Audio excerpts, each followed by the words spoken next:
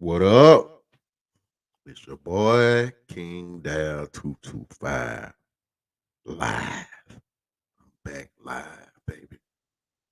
Man, we about to have a good discussion today. Something that I always bring up and so like go follow my channel. Hit that like subscribe. Hit that like subscribe. Go tell other people to follow my channel. Man, I have made this mention in so many of my videos, my reactionary videos. I reacted to what really triggers me. See, that's what I be about. When I make a video or look for content to react to, like, man, what makes me emotional? I don't want to say what makes me emotional because they saying like, uh, you just being emotional, right? No, it be a reason. And one of the biggest things that triggers me is some of these content creators that have a hard on for attacking their own people. Yeah, if you didn't know, that's what this live is about. It be your own people. Look at the title. And I made reactionary videos to people like Fresh and Fit and how they disparage my community, black conservative perspective, how he seems to go find any video, any video to paint his narrative of how shitty black people are. And he's black. He's like Candace Owens. I made videos about Candace Owens. I made videos about Officer Tater. This is what I call these dudes. Officer Tatum, I'm sorry. Officer Tater, a black conservative perspective. Oh, I'm sorry. We're not allowed to call him that on YouTube. But I have made videos about like, damn, bro, are you black and anti-black at the same time? How is that even possible? So today we are about to shout out to Torian Rain. Let me get up to it. Torian Rain and Black Light Revelations 2. I subscribe to both of you. I like both of you. Like I know I make red pill content, and ratchet and Karens, and I've always said that this channel is for my community and specifically the underserved within my community, B1 community, are young males who need game, right?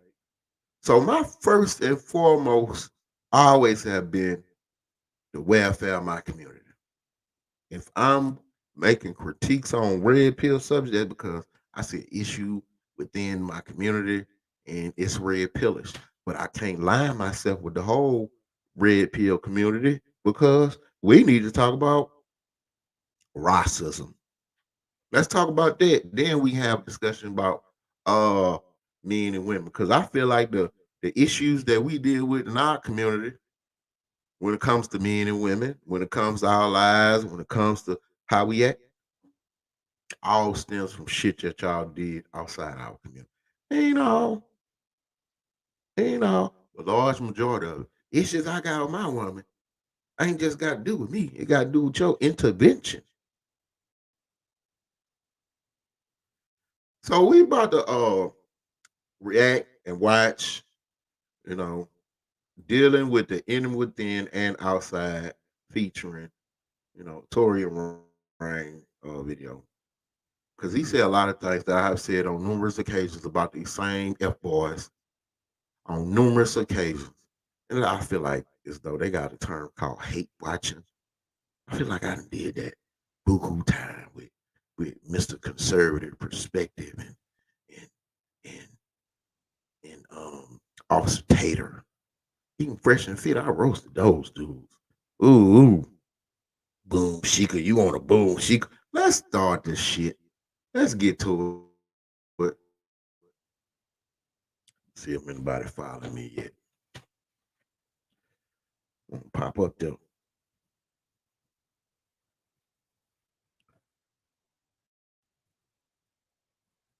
What? What's going on, Get that everybody? light. Welcome back to the Torian Rain Reloaded channel. If you are new to the channel, make sure to hit that subscribe button and hit that bell to be notified whenever I upload a new video or go live.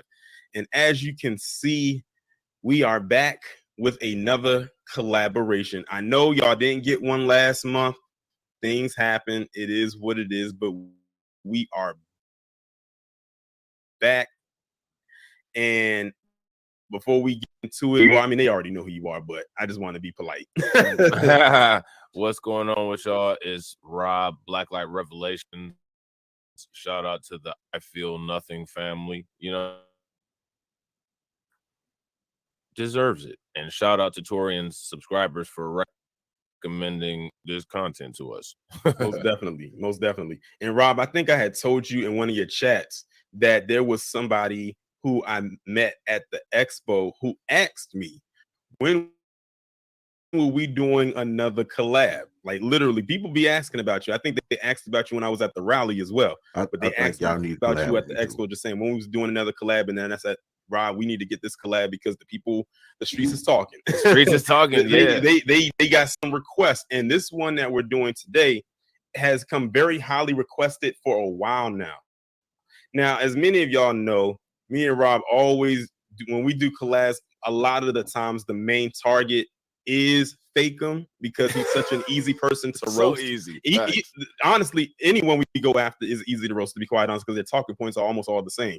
Absolutely. But this one came highly requested from a couple of people, and that is none other. I'm assuming Fakem is Officer Tatum because he did, Torian Rain does a buck breaking series, and like, man, old butter biscuit eating ass Negroes who make excuses for the actions of people outside our community. So go watch Torian Rain buck breaking series. Oh, butter biscuits, Uncle Ruckus ass dudes.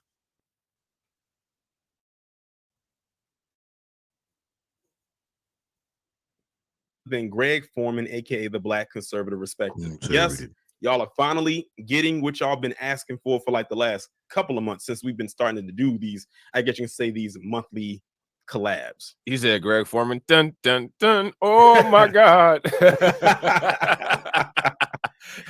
No edits needed. We have our own sound effects. Right. Yeah. But before we actually get into it, Rob, you were the one that actually presented the video to me that we're going to be talking about today as far as Greg Foreman goes. So I think it would be best that you explain to the audience what we will be talking about, because you was telling me before we started that it's going to cover a couple of things, including him. Yeah, absolutely. So shout out again to the people who wanted to see the video reaction to Greg Foreman. And for people that don't know, this guy is on YouTube known as the Black Conservative Perspective. Okay. Yeah. And just coming from the name, and again, I don't want to slight all Black conservatives. He's that typical Black conservative that you would expect. Candace Owens, Officer Tatum-esque. You know what I mean? So this covers a plethora of different topics. The first thing we got to do is get your boy Torian on the Fresh and Fit grift. You know what I'm saying? Shout out to Torian. Oh, he covered Myron Gaines, in his bed bucking examining. See, like I said earlier, I make red pill content, but it's a little. I had to recently realize a couple months back that I always thought I was an alpha male, right? My whole life, I'm alpha, because I knew how I came up. But I came to the realization that I'm a sigma male, because even when I was younger, I like, man, a lot of these shits that these niggas who claim they alphas do, I don't fuck with. I don't like, that's kind of, like the extraness in the alpha, man, that was never me, bro. I always felt like shit was gonna come to me. So, although I made red pill content, there's a lot of these red pill dudes I claimed in a lot of my videos to watch out for. Watch out for, bro, because it smells of dudes who ain't never got nothing before claim they alpha now just because they got a little money. Like, money make a dude think he something that he ain't. But it ain't gonna make a girl respect you no more just because you got money. She just look at a bigger lick. Like, man, some of the shit these dudes be talking about it's it coming from somebody who ain't got no experience in women at all. At all, bro. You can just see it. Come on, Kermit the Frog and the Fed over here. Man, y'all know they wasn't getting no nothing back then. Y'all had to get y'all pockets right. And y'all leave with y'all. I got money. I'm going like I warned you, young men. Warn you. Some of these dudes out here ain't what's up. And they expose themselves even more after that just pearly things debacle. Like, man, don't be listening. Oh, you a simp. You like, nah, bro. How they redefining simp now? So if I provide for my old lady, I'm a simp? Really? Nations, I believe it was 2 years ago or last year. Last year. So this is an older clip. It's not the newer relevant stuff that's going on with Abba and Preach versus Fresh and Fit Part 2. Yeah, when Marion got on Sneeko, I made a reaction video to all them lose ass dudes. Every last one of them. And Just Pearly thing was on there too. Every last one of them lose ass dudes. He put on that sheet acting like, oh, I'm playing a Dave Chappelle character off a television show, a black blind Klansman. Like, get the fuck out of here, bro. Like when he said, y'all go look at my catalog. When he started disrespecting black women, like, if you want a boom shaker, I'm like, man, this dude ain't from here. This is the problem we always have with immigrants. Our people, this is the divide we have with immigrants. You come over here with this old fucked up attitude toward my people because I always blame the media. The media projected us some way, portrayed us a certain way. Although that's a small portion of our community, granted, but like they always sensationalize the violence and the negative within our community.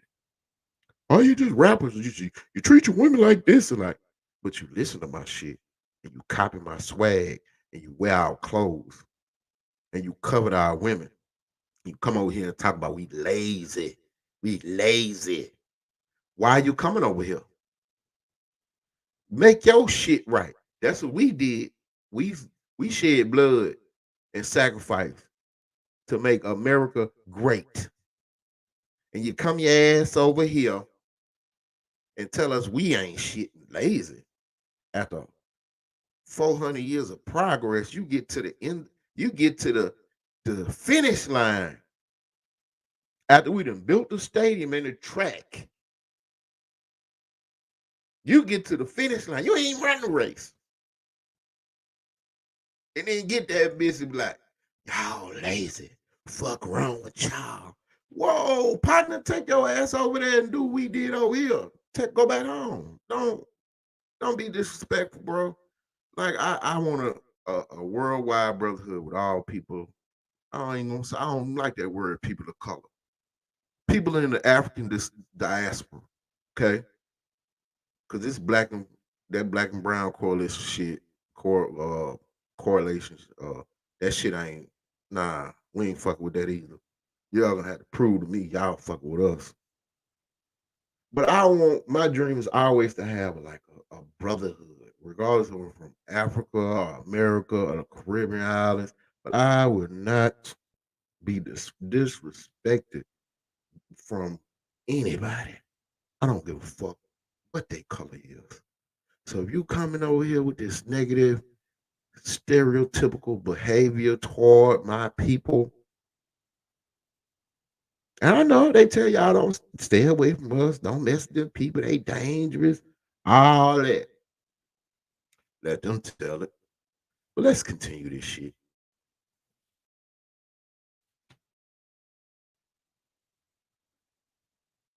But this is a clip where Fresh and Fit, who, as we know, Myron Gaines is allegedly ethnically Sudanese, allegedly, which I don't know how that can be when your parents are from the United Arab Emirates and you were born there, but whatever, people continue to say that, so we'll just go with that.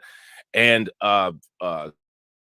Fresh Prince CEO, who he's from Barbados. And they say that Black Americans in particular have a victim mindset. Immigrants work harder, and it's a really interesting exchange on this phone call. And these are a lot of the tropes that, as Black Americans, ADOS, Freeman, FBA, that we're constantly having to fight against, whether it's conservatives putting people up to it, whether it's people who are scorned on TikTok just making videos talking crazy. So I figured this will cover a lot of those topics. We could get some laughs, we could get some correction going on, and we could give you guys a good, exciting, educational, and hilarious reaction. Okay. You know what I'm saying? Right.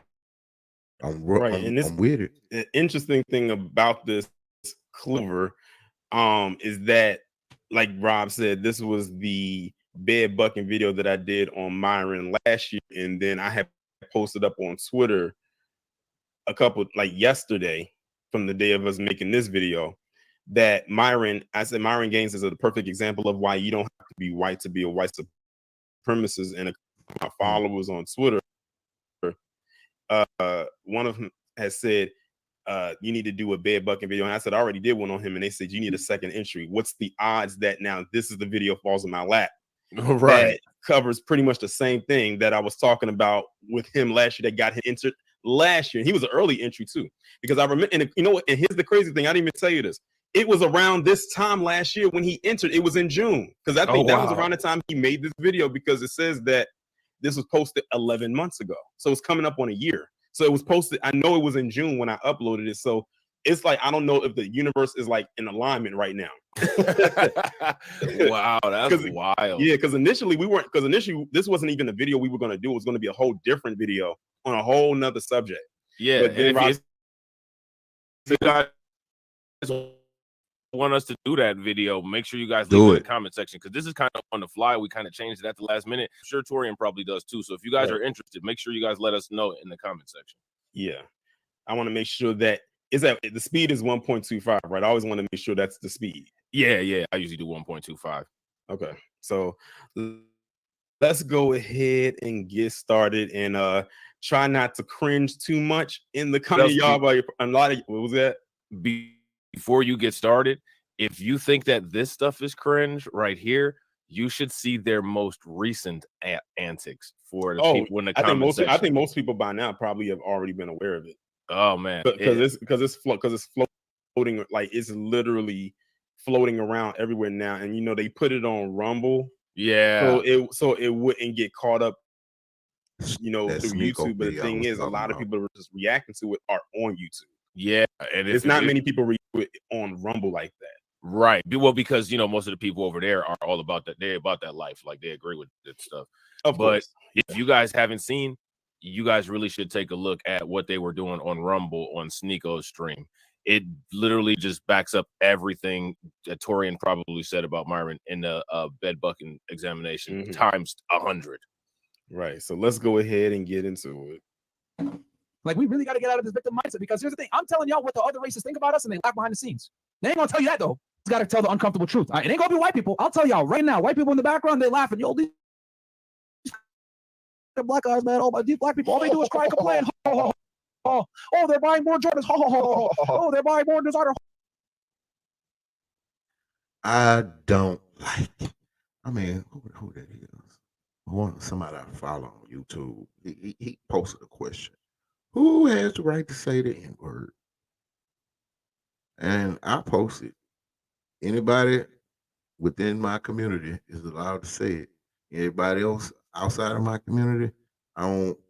Even when Africans say it, I feel cringe. Like, what the fuck? Like, weirdly, I always said the only double standard that black people have in America is the ability to say N-word, and people get big mad when they can't say, well, you said on rap. Now, people of color or black people that's not ADOS or FDA or Freeman or whatever you want to call them, I have a problem with them saying it too. I do. I really do. I know it's gonna seem weird, like, come on, King, what you talking about? That's your people. No, they separate themselves from us. If you separate yourself from us, then you really not using that word correctly toward us. Like when this dude from Sudanese, who were mariners from, came to America, got a job here, worked for the American government, you know, in Homeland Security, because that's why he the Fed. When this Sudanese dude, they have a lot of racism over there in Sudan, come over here and say the N word, that he mean nigger. He mean you niggers. You niggers. These guys, all they do is cry and complain about their situation, and they don't necessarily want to be better, blah, blah, blah. And they just laugh about it. They'll never say it out in public, of course, because they don't want to be called racist or bigots or whatever. But I'll call it out because, yo, too many people. But they are racist, even if said behind closed doors, and we don't give a fuck. We already know that's how they feel. And that's why they go out of their way to motherfucking do what they do to make sure we stuck where we at. Because it is this boys club of men behind the scenes laughing at black folk. That's why y'all feel the way y'all feel, because these men behind the scenes get the media to project us in a certain light. I always say, man, I don't necessarily blame the immigrants for that, how they believe. I done told these stories of me having relationships with Iranians, Iraqis, all in the black community, and how they be having these old fucked up ass attitudes. You come here, you engross yourself, tell us we ain't shit, we broke or poor, but you make money off us, then you start emulating our characteristics. You start tricking off on our women. Like I know so, bro, I can go on and on and on and on and on about the stories of foreigners and immigrants and how they act in our community. I ain't made a video talking about like, man, we talking about how my people are. Let me tell you how your people are within my community. Stop buying stolen goods and selling them for double to the same people you complain about. Huh? Like, can you nah, I'm telling you, go up in one of them stores. Like, why the police don't do nothing about that? You know what I'm saying? They be talking all this shit. Come check out these people inventory and see if they ain't selling a bunch of stolen fucking products at double the rate to our community. But then you gonna sit around and say, we ain't shit. All they do is buy cools and alcohol. How about you take your stove and take your ass over there to the white community and see how fucking much money you make?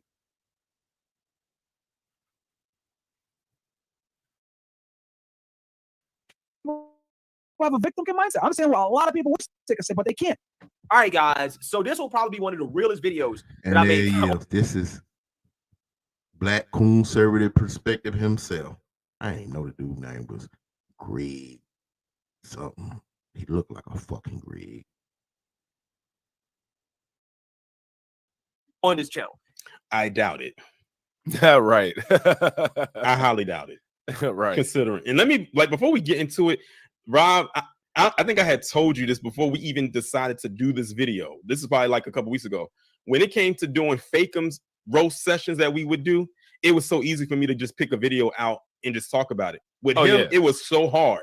I couldn't find one video that we could have went in on him, and it's not because it was difficult. It's because it was like one was worse than the other. I'm like, which one do I choose? To like, do we choose? Bro, it's a content gold mine. I'm telling you, we could literally, it's a content gold mine. That's all I gotta say. Shout out to Black Conservative Perspective for feeding that content gold mine. We appreciate you guys for this. Seriously. Definitely.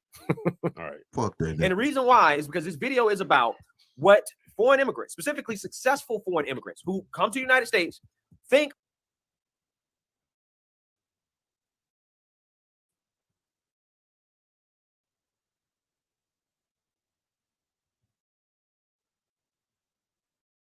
black people with the victim mentality. Okay. And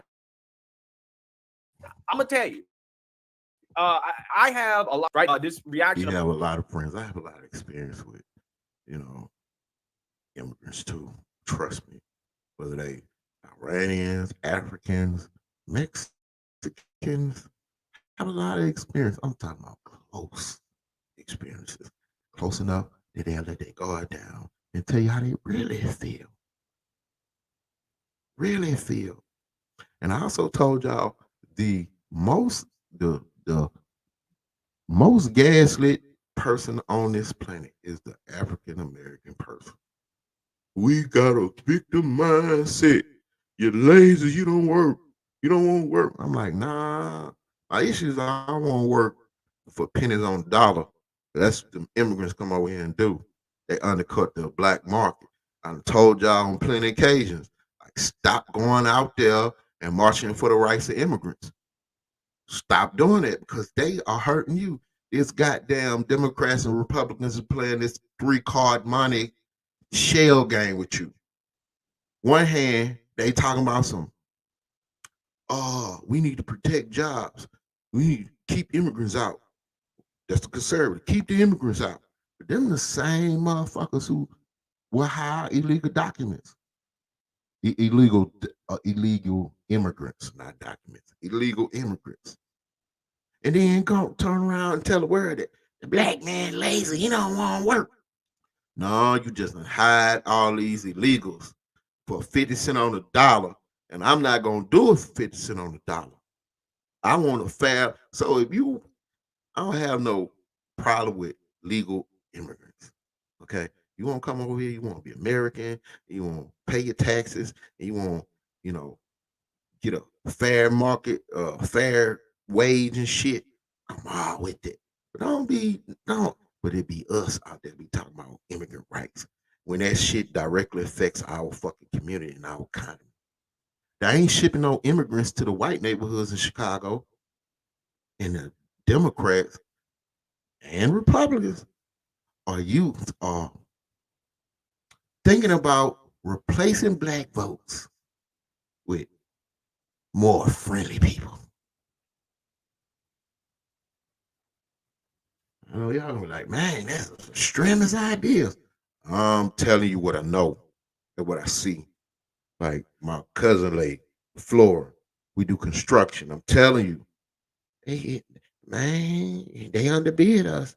They say they're gonna do it for 75 cents a square foot. Like, they go, what? What? I ain't gonna say nothing else. I got other shit up here, but I ain't gonna say nothing because they'll be like, oh, you disparaging those people. All right, just know, yeah, they put your house up fast. How long is it gonna last, though?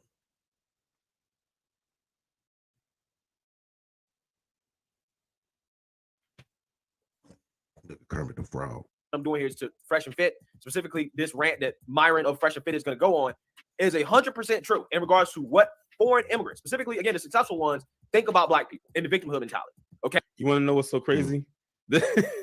I'm just listening to this now, and I'm thinking to myself, I wonder what mindset, well, we already know what mindset Greg Foreman already has anyway, but I wonder what his take is now with all the recent stuff that's come out.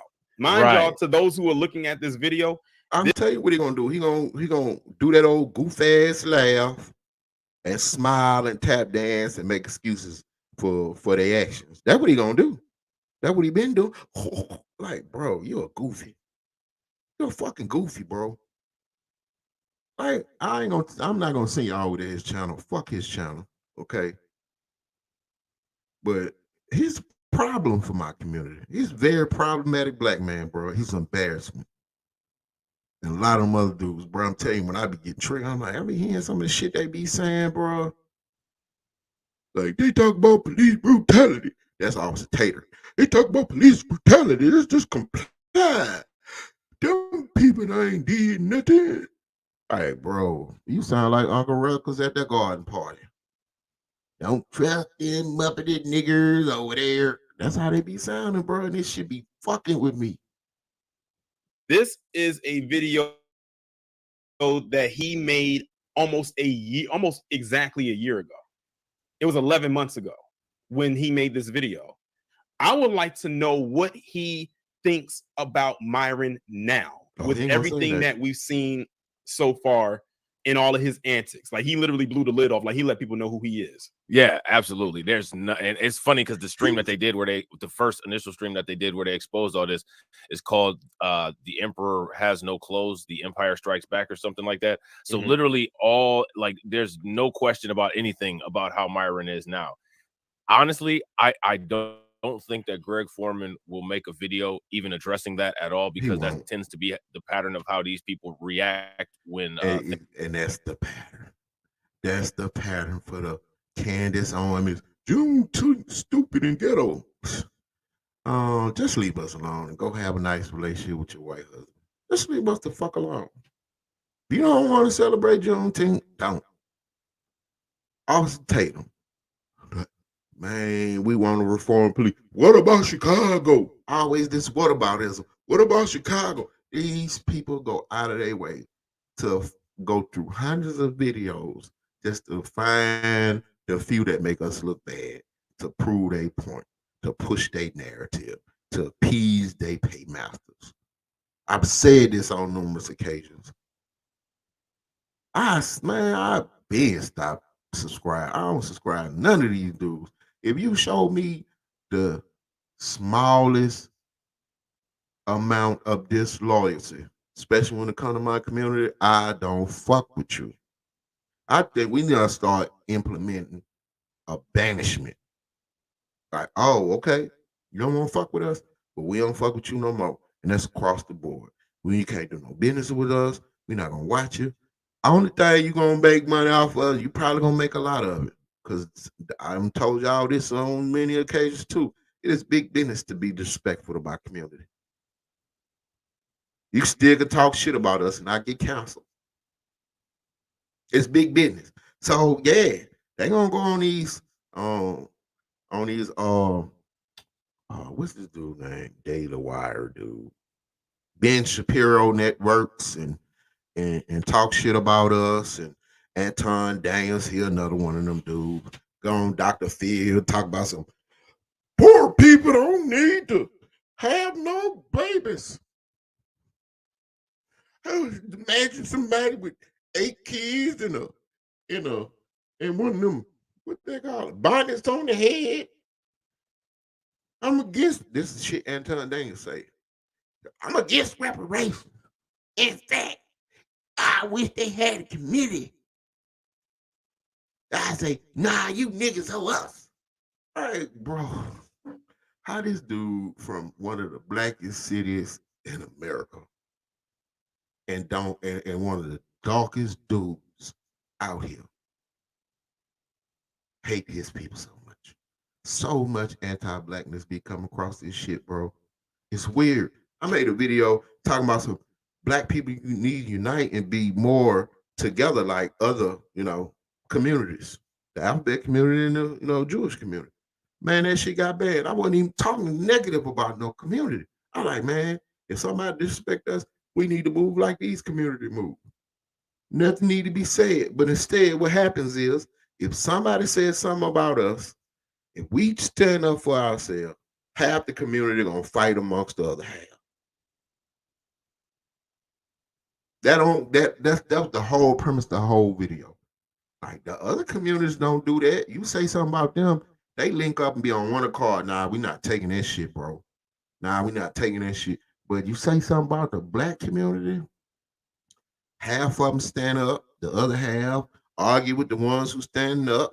Well, what about Chicago? What about this? What about this? Like, you're trying to muddy the water. That's what you're trying to do. That's your whole purpose. That's your whole fucking purpose. So we need to start instituting a banishment in the community. You don't want to be here? Don't be here. Stop fucking trying to sell us shit. Stop trying to get our money. Stop. But you're not going to do that. Keep our name out your mouth. Talk about other shit. And go look at these dudes' channels. They got hundreds of thousands of followers. And they just make their daily mission. Talk about the woke. That's code for nigga. Like, the wokes. The wokes, they bastardized the word we started, woke. These liberals, always defending current conservatives, like as if they don't have problematic people. Again, I'm independent. I don't fucking like neither one of them parties. I feel like they two sides of the same coin. One of them obviously don't want you with shit, and the other one act like he wants you with shit, but he's stabbing your back. Let's continue this shit. Things aren't going their way. But if he does make a reaction video to it, what he'll basically do is say that Myron has the free speech, and it's good that there's platforms like Rumble that allow people to have free speech. The cancel mob shouldn't come for you, and people should be allowed to say what they say and say how they feel, and that Myron didn't do anything wrong. That'll be the kind of video that Greg Foreman would make, because he agrees with all of the things that, you know, Myron was saying. So of course, if he made reaction content, it would have to substantiate his beliefs being in alignment with the sentiments that Fresh and Fit have. And that goes back to what I was saying to y'all on the Reacts podcast, when I was saying that people like him have pigeonholed himself into a box that if he even speaks out against it, then you said that he will be labeled as woke. And nowadays, the bastardized version of that word woke is seen as like daggers. Right. So the thing is, he can't really say probably what he really wants to say because he's grifted too hard. He has to remain on that he has to remain on that grifting line, unless of course Zaddy Miss Ann says it's okay and give him permission to do so. Yeah, that's big. Then that's when he'll do it. Yeah, big facts. Absolutely. And then on top of that, it might be some limitations to that too. Yeah, absolutely, 100%. Okay, and I'm gonna tell you, this is not gonna be for the faint of heart. This is gonna be the honest to God truth in regards to how they feel, because I know personally how they feel. A lot of these immigrants that come over here to this country, they end up being very successful by just working hard, starting business. Listen, we all know how they feel, and I'm here to tell you, we never gave a fuck, and we won't give a fuck, and we don't give a fuck. We don't. Just like they don't care how we feel, or they wouldn't have these ideas or beliefs. Why should I care more about somebody else who don't care about me at all? Why should I care? Like, we done been lying. I ain't got this shit is, I'm reviewing this hour and 40 minutes. Oh Lord, I need to kick it up a notch. This is living below their means, basically doing all the right things, despite the so-called systemic racism that's supposed to be keeping so-called people of color down in this country. And when black people go out here in the street and they complain about systemic racism and white man is the reason why we're not successful, these immigrants, they laugh, right? They laugh at black people and they kiki and haha and say these people are pathetic. That's actually really what they think. Hey, yo, can you pause it for a second? Yeah. My question is, what do people say when his conservative audience base complains about immigrants taking jobs? What do people say when that happens? I haven't seen any videos. Good question, because sit there and say that it's only black people that's complaining about it, that will be a complete. There's a complete another lie. Okay, we complain about the shit that go on in America that happens to us. Yeah, I'll say we got a victim mindset, but we embrace. Black people are the most embracing people out here. We embrace y'all, and y'all talk against us. But it be them other people who y'all staying with that don't even want your ass here. And these black immigrants swear up and down, they separate themselves and they different. But I promise you, do I have to name up, bring up these names? The dude who got gunned down in the neighborhood by these white boys, and the dude who was sitting in his house when the police lady came in the wrong apartment and got. They not gonna see your foreign ass as some foreigner. You gonna be a nigga. So y'all can think y'all, we different, we separate, we smart, we ain't lazy, we ain't dumb, we successful. Why y'all getting these benefits and money from the government to move over here and tell y'all we ain't shit? Okay, remember, you're gonna be black when the shit hit the fan. Utter lie. It's Right. everyone that, for the most part, it's just that we get the brunt force of it. I mean, look at what's going on in Chicago. Oh, don't you They love just- being able to say, look what's going on in Chicago? I mean, hey, conservative guy, look what's going on in That's Chicago. all they say. What about Chicago? Well, for me, in this perspective, I'm not using it in the way that they would. But I would say, look what's going on in Chicago with what The memory. Brandon Johnson just did. $51 million just given to immigrants, just thrown to them, like it's nothing. Nothing. Right. Now, if this was to happen anywhere else, then you know that they would feel some type of way about it. But the thing is, he's being disingenuous, because to sit there and say it's only black people that feel some type of way about it is a complete lie. Everyone feels some type of way about it. But like I said, we are the ones that feel the effects of it first. Yes. Right. And also there's second and third generation immigrants who are now working government positions that are some of the strongest antagonists of current immigration policy in the situation at the border. So my question, which is what I've been doing on Twitter, I haven't had a chance to get on Twitter and be trolling like I have been for a couple of days, but what now, this is a video, right, from a black conservative. Black conservatives feel that black people need to Blexit the Democratic Party, which I don't disagree with. I think that it should always be policy over a person or policy over a party. You should always vote for your interest, regardless of where whoever's servicing your interest, that's where you should dedicate your vote to, so that you can achieve what you want to, because the idea is to get your power and your resources so strong so that you can completely circumvent the vote, like how quote unquote them folks do, because them folks just do what they want to and buy it off, and they got all the lawyers and places that they need to be, and they had a media apparatus, so they're able to circumvent the vote. You know what I'm saying? That to me would be a good benchmark of where you want to get to with the resources that politics can get you.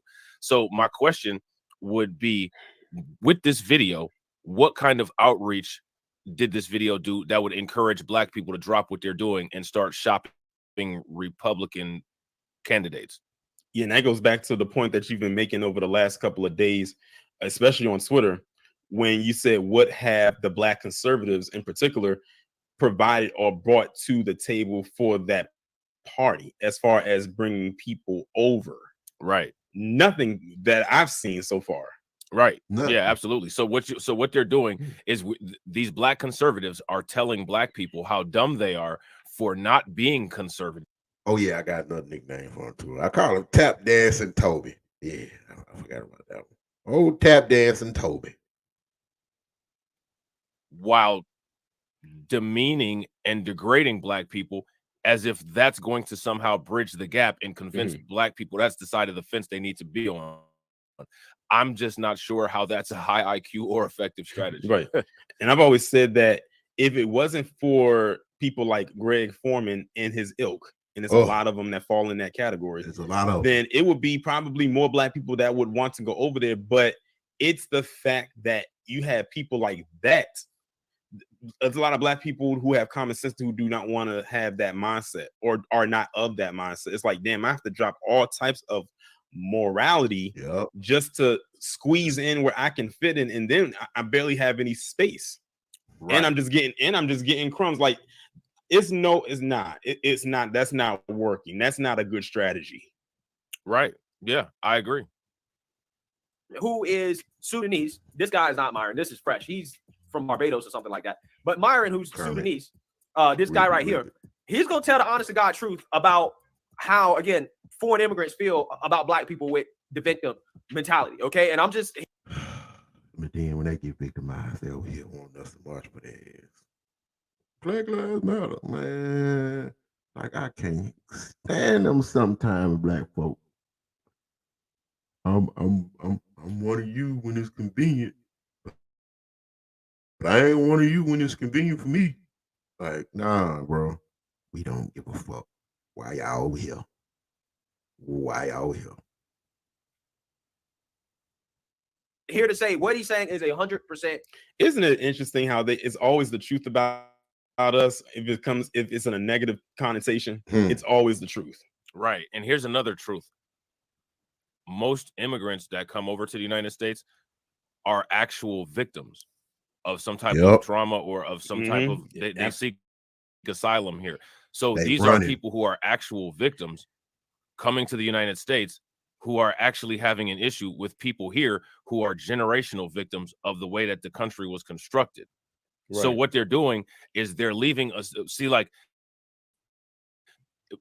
here in the United States, because of the way that the United States was built, our trauma and our issues that we have with building wealth and assets are similar to what those people have in their But they countries. can't see And I'm that. not saying that we share the same struggle. I'm just saying with the generational wealth gap, or being poor, or dealing with not being able to have access to the economy. I'm not talking about slavery and all that other stuff. I'm talking about generational socioeconomic effects. In a lot of those other countries, because of political instabilities, the country's constantly in a state of hyperinflation, and generations on generations on generations of people don't have a lot of money.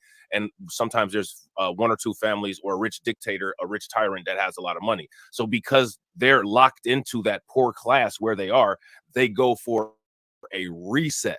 They See, run. a lot of these people, if the country is war torn, they'll go for asylum. But a lot of these people are in a bottom class that would, in that country respectively, would be kind of like a middle class, but they want to do better, and they're a victim of the economic and political oppression there. So they come to the United States. We are still where we were economically oppressed as well as politically oppressed. So we don't have the ability to go somewhere else and reset. There's not worldwide propaganda that is negative and blocks out immigrants out of situations. There is worldwide propaganda that, regardless of who you are, whether you're from the United States or whether you're from somewhere in the diaspora, for having black skin, you're always going to be looked at as crazy because of the European nations and the media machine and the shared ideals with the rest of the world. So we don't have an escape. These people are coming to the United States for an escape. And now my thing is, that's perfectly okay. There's nothing wrong with it. I don't have any issue with that. Legally. But be honest about the situation. Don't come here and act like we don't have the same, like we were politically prisoners in the United States literally until 1960, which means that we've had no free opportunity to fully immerse ourselves in the United States economy and be able to build businesses. And all of the markets are already locked out and blocked out because all of these other groups of people had a head start at building up all of the businesses that take up the economy. The economy there's new opportunities coming every day, but those new opportunities are being utilized by people like Silicon Valley and Google, places that already have a lot of money. We literally have to start from scratch to try to get into a highly competitive economy that's, for the most part, already saturated and cannibalizing on itself.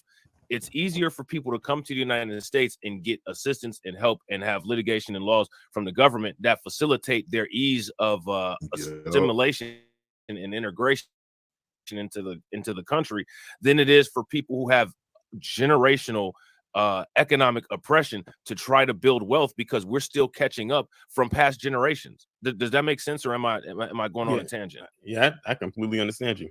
Yeah, I mean, so for them to say that, it shows a lack of understanding of American history, which is interesting because all of those immigrants that come to the United States have to take a 200-question test for citizenship. Now, if you ask yourself what's on that test, nothing on that test is anything about what I just said. Of course not. Right. I wish I could actually see that test. I wonder if there's a way I can. Yeah, all you have to do is download the Practice Citizenship app on your cell phone, or you can go to citizenship test. I think you can actually even go to uscis.gov and for the citizenship naturalization test, they should either have past tests or they should have example tests. Okay, cool. They actually should, like, how many stripes. So with that being said, we're gonna get into this, but I want to give a warning here about the language. There's a whole lot of language. I may or may not edit it out, right? Depends on how much it is, depends on how long it takes. But I'm just telling you guys, if you don't like a bunch of language, this is not the video for you, but it does have a very, very, very powerful message. And I know a lot of people don't necessarily like Fresh and Fit because of their dating advice. I don't necessarily always agree with their dating advice and stuff like that. But when it comes to some of their social commentary, I can't lie. Their social commentary. You agree when they fit your narrative. When it comes to some of their social, I don't like the other stuff. When they start talking about you niggas, I'm all ears. On point, right? They definitely are more right-leaning and conservative in their social commentary, and I can respect that. Even though, of course you do. You just said it right. He just told him himself. That means you already have a bias. Exactly. And because their commentary, their so-called social commentary is mainly against us for the most part, that's a double bias. Yep. That Right. works in your favor. Right. Now, I'd be interested to see Greg Foreman and his reaction to some of those panels that Kid Gravity had where we were actually there talking to conservatives. Because the conservatives get into an actual conversation, they sound a lot different than Greg Foreman. Have you noticed that? Mm-hmm. Yeah. So I'd be curious to see Officer Fakem or Officer Fakem or Candace Owens or Greg Foreman reaction to Kid Gravity, and us talking to Black conservatives. And I don't think that they would do that because that would shake the narrative. I think that would actually deteriorate the trust that their subscribers have in them, because to see us having cordial conversations and actually agreeing on a lot of things, that's actually what Black conservatives are supposed to be doing. Yep. But they're actually entertainment pieces for their white audiences. You know what I'm saying? Most definitely. No, I might not necessarily agree with some of the other stuff they say or do. So before I get into this rant, I actually want to play what sparked this rant. Okay, so they was doing a call-in show, and a caller called in and asked Myron about why, as an immigrant, they're always talking down on Black people or something like that, right? So I want to play that so you guys get context in regards to why this dude almost popped a blood vessel over this Black guy calling him to try to complain about, what they say about Black people, whatever. So take a look. I didn't like the way that I just felt some type of way about the fact that, like, the civil rights movement made it possible for Bajans and Sudanese to, become great in this country. And then in the process of that sacrifice, it's like African Americans that getting stood on by the same people that they fucking helping. Look at this goof ass smiles they got. Already let you know what time it is.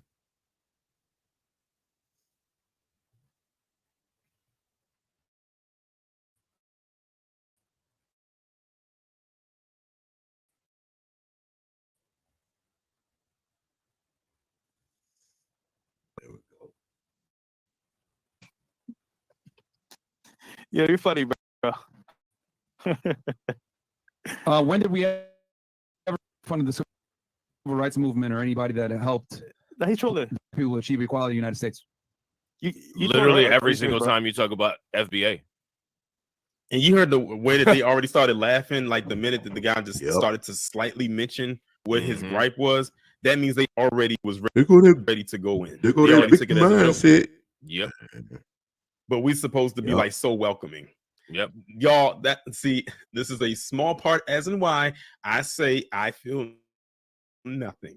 You know what you need to do? I was actually, because I told you I was editing some videos for clipping up some stuff for the Reacts podcast.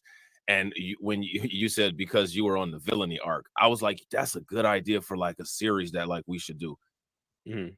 The villainy arc. And that's what we call like the Include me. villainy arc number one. You know what I'm saying? We just talk about like certain stuff. Villainy arc number two, we talk about certain stuff. But I think that would be a good idea, because I'm not trying to be funny, but these kind of sentiments, like what this Black gentleman called in and said, all of the things, because see, these immigrants are coming to the United States saying that Black people don't work hard, but it's our hard work that jump-started your ease of ability to be able to get here. Exactly. So that kind of doesn't make sense.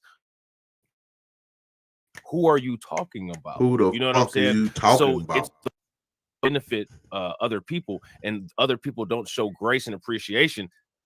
That's part of the elements that come together to create a villain.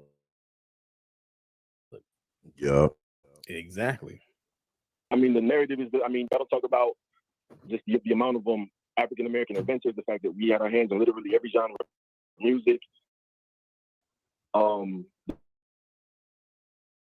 There's a lot, to say, and I just felt that, to just single out Black Americans. Then if I talk about, Sudanese, like we have home training, we have manners. Yeah. Okay, so what is your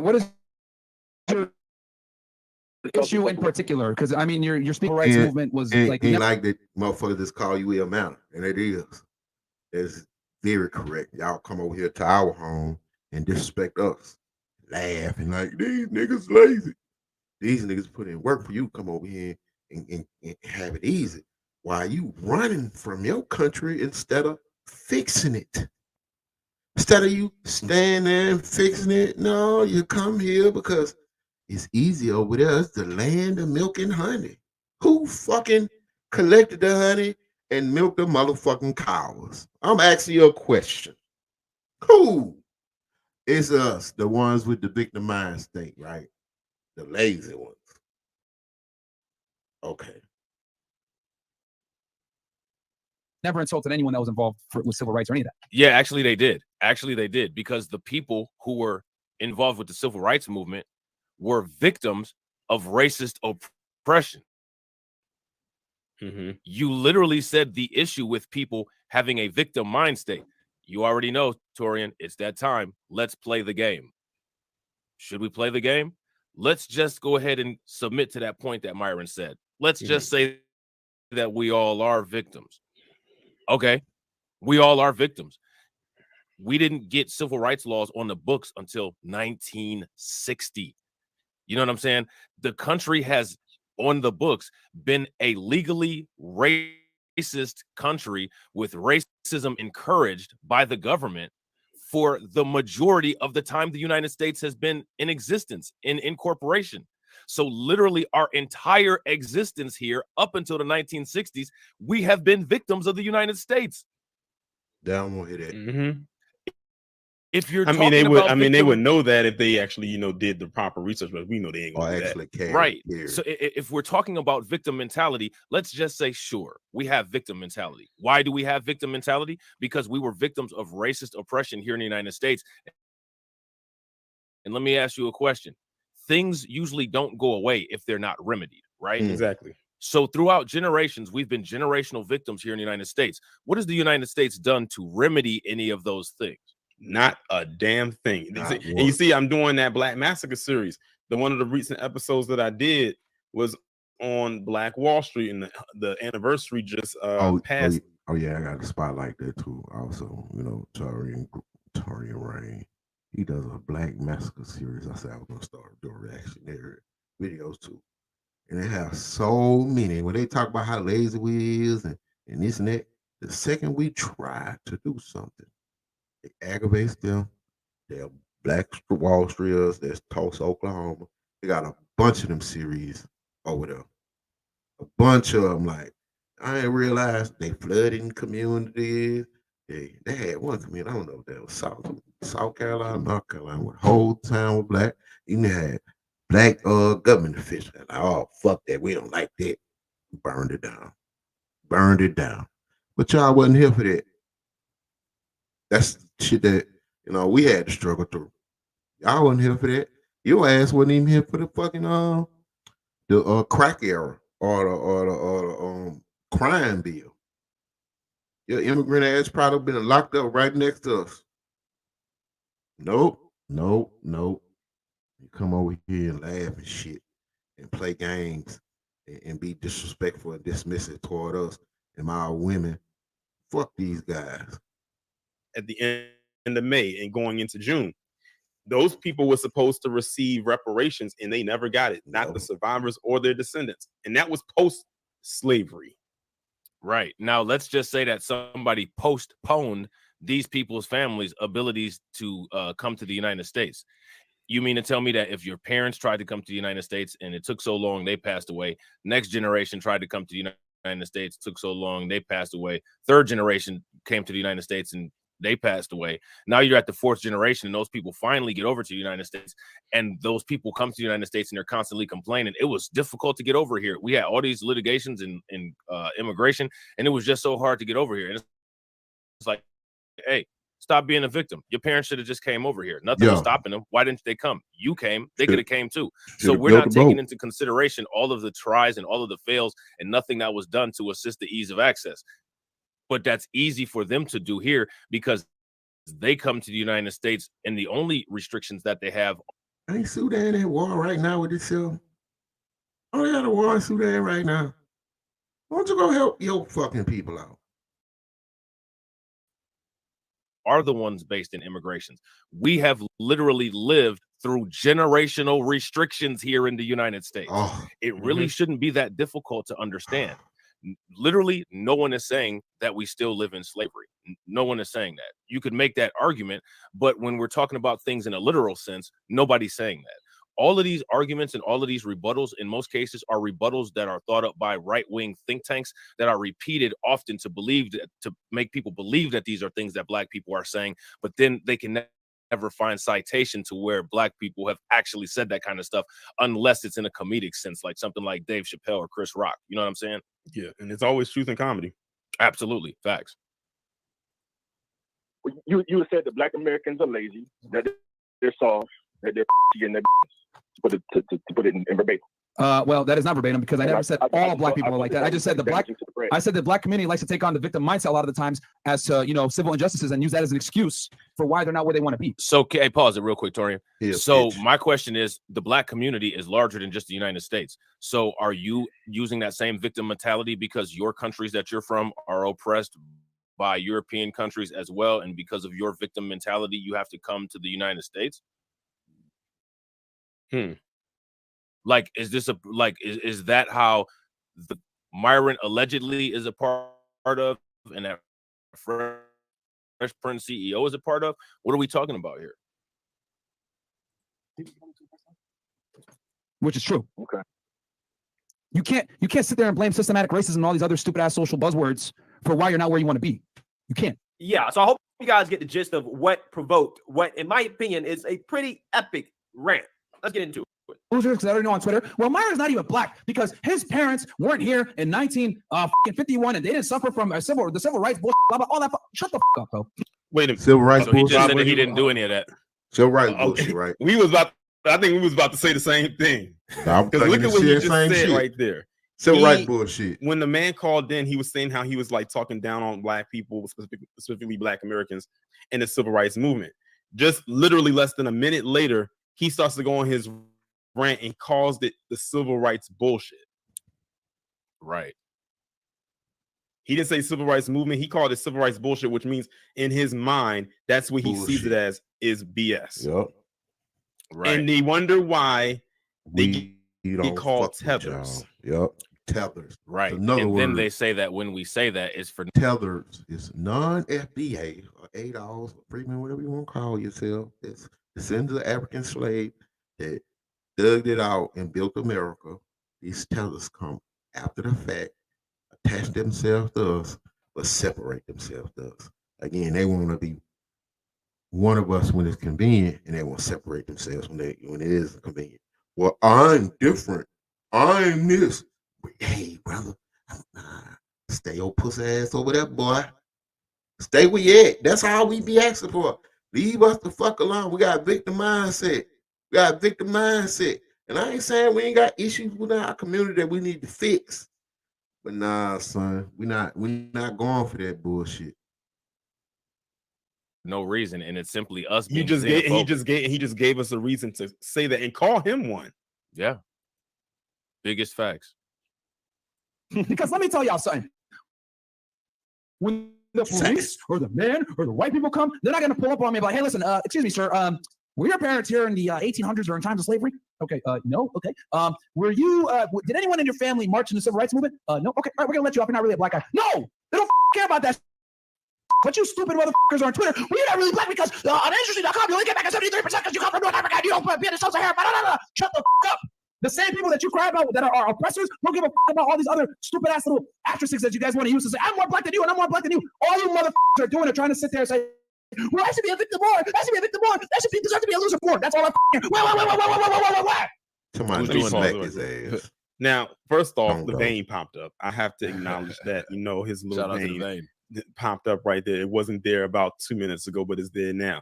But do y'all who are listening to this right now, because like I said, when I did the Bed Bucking video on him, many of y'all didn't It see was this part because I wonderful, didn't too. cover all of this, but it did stem from this video. But do y'all see how triggered he got? The guy on who called in did not call in with all that rah-rah nonsense. He wasn't loud. He wasn't cussing. Well, he said two cuss words because they bleeped two things out, but he kept a calm tone and asked him just a simple question. Well, And those look cuss at words how that he blew up Right. Just off of that, he got so triggered. So that leads me to ask Myron this. Do you really have those sentiments? Something tells me that you do. Yeah, he Right. do. And those cuss words that they bleeped out from the gentleman that called in, that was him repeating what Myron said. Bitch ass nigga. Yep, we call us bitch ass niggas. You're not part of That's all you motherfuckers do is cry, bro. That's all they do on Twitter. Well, I'm really black because my parents were here in 1945 and they know Martin Luther King. Shut the up. That's why foreigners come to this country and laugh at you niggas, bro. Real talk. Chinese people come to this country. You know what they do? They open up a Chinese food spot in the hood. The Indian people, they go open up a convenience store in the hood. The Arabs, they come into the United States. They go put a liquor store in the hood, and them niggas can't even drink. They laughing at you, stupid shit. And why? And Myron, why? That's the one thing I gotta say about my community. I take this any sign of disrespect everywhere I go. Like if you one of them making money in our community, we need to stop doing business with them, bro. I keep telling y'all these house stoves. I went to house stove. And I went that bitch, I was like, oh my God, this is trash. These people clearly do not give a fuck about their customers because they know y'all gonna bring y'all their ratchet asses in here every day to buy this weed that they get from somewhere else. Like I would never, man, they would never put this shit up in no white neighborhood and expect to fucking stay in business. But they just throw up anything, got shit on the floor. You ain't got nothing on the shelf, all the shit on the floor, cheap products, knockoff shoes. You selling it, man, y'all wasting y'all fucking money, bro. Shit pisses me off. Another instance where Iranian called a black man a nigger. Like, cuz I ain't come back this motherfucker store. I don't give a fuck how friendly he is when he ain't mad at one customer. Then the dude customer ain't do nothing. One dude buying something, he was short a quarter. Like, man, let him slide, bro. Let me slide. Like, no. Another man came, gave him the quarter, and say, man, cut that man, bro. Man, fuck you, nigga. I'm like, bro, you hear this shit? He clearly listen to rap because he trying to act like he down with us, but he won't call that man a nigga. And y'all gonna come back to this bitch? Oh no, I can't be the only one. I can't be the only one have pride, bro. That's the only part.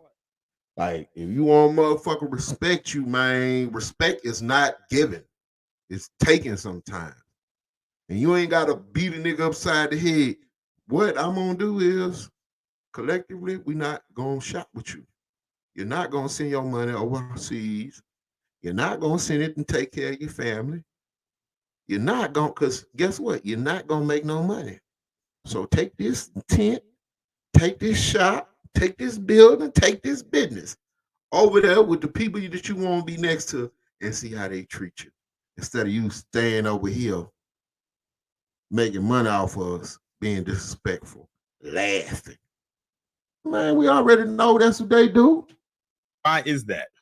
Do you think it's really because they came over and worked hard? Do you think it's because they really just came over here and all of a sudden, credits, tax, shit like that? Man, it's been on. Like, man, these foreigners be getting money from them, man. How we go to war with Vietnamese and the government getting them grants and shit to start businesses here? How the hell these Vietnamese? How the hell these Vietnamese? Hold on, it's gonna be a slight break. Pause this shit.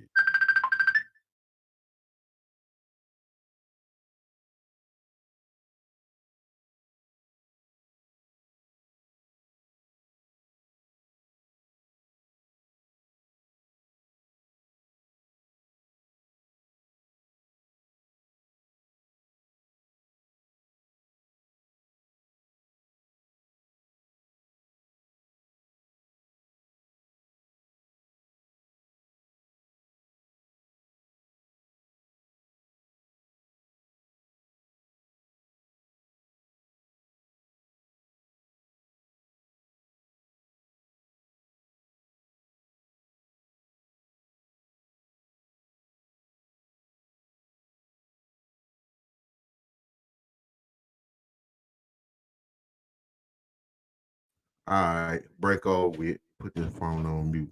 Wouldn't have answered if it wasn't my daughter. Appreciate that, Crispy. That's right. True facts. You know what I'm saying? We need to stand up for each other. We fall for anything, bro. I be telling these brothers in the hood, man, these Iranians, man, they be tricking off to the sisters. Like, I thought y'all was supposed to be Muslim stuff. Y'all ain't supposed to be up here listening to no rap, cussing and shit, taking advantage of underprivileged girls by taking, man, I know buku horror stories, buku disrespect that we done got. All right, let's continue this shit.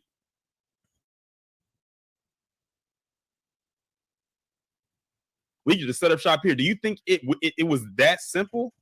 And let's talk about why the hood is the hood. Huh. Right. Because why ain't they setting up liquor shops in the suburbs? Oh, they let's will talk allow about it. Shit. Because they ain't gonna allow them to do it. Show the Right. fuck ain't. Because think about it, all the immigrants that are coming over, where they planting them at? In our In community. black neighborhoods. What was the when Abbott sent them from Texas to New York? They tried to send them to Martha's Vineyard. Them people gave them a sandwich, put them on that bus, and said, "Go right back into the city. Right.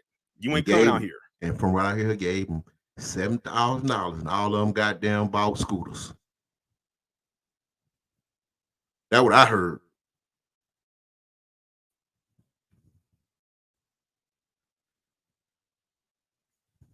Really thinks that like it was really that simple for some. And another thing that happened in the community is the Vietnamese own the shop owner. Shout out Natasha. Got gunned down by that Chinese woman in California decades ago. Tupac said the Vietnamese own the store. They either lease it to the Iranians, the Middle Easterns. Both of them got these fucked up ideas about black people. How they do it still. Well, get your ass out of here then. Lease these same buildings and businesses to the Iranians. And then the Iranians hire illegal Mexicans. I'm like, bro, and y'all niggas still shop here?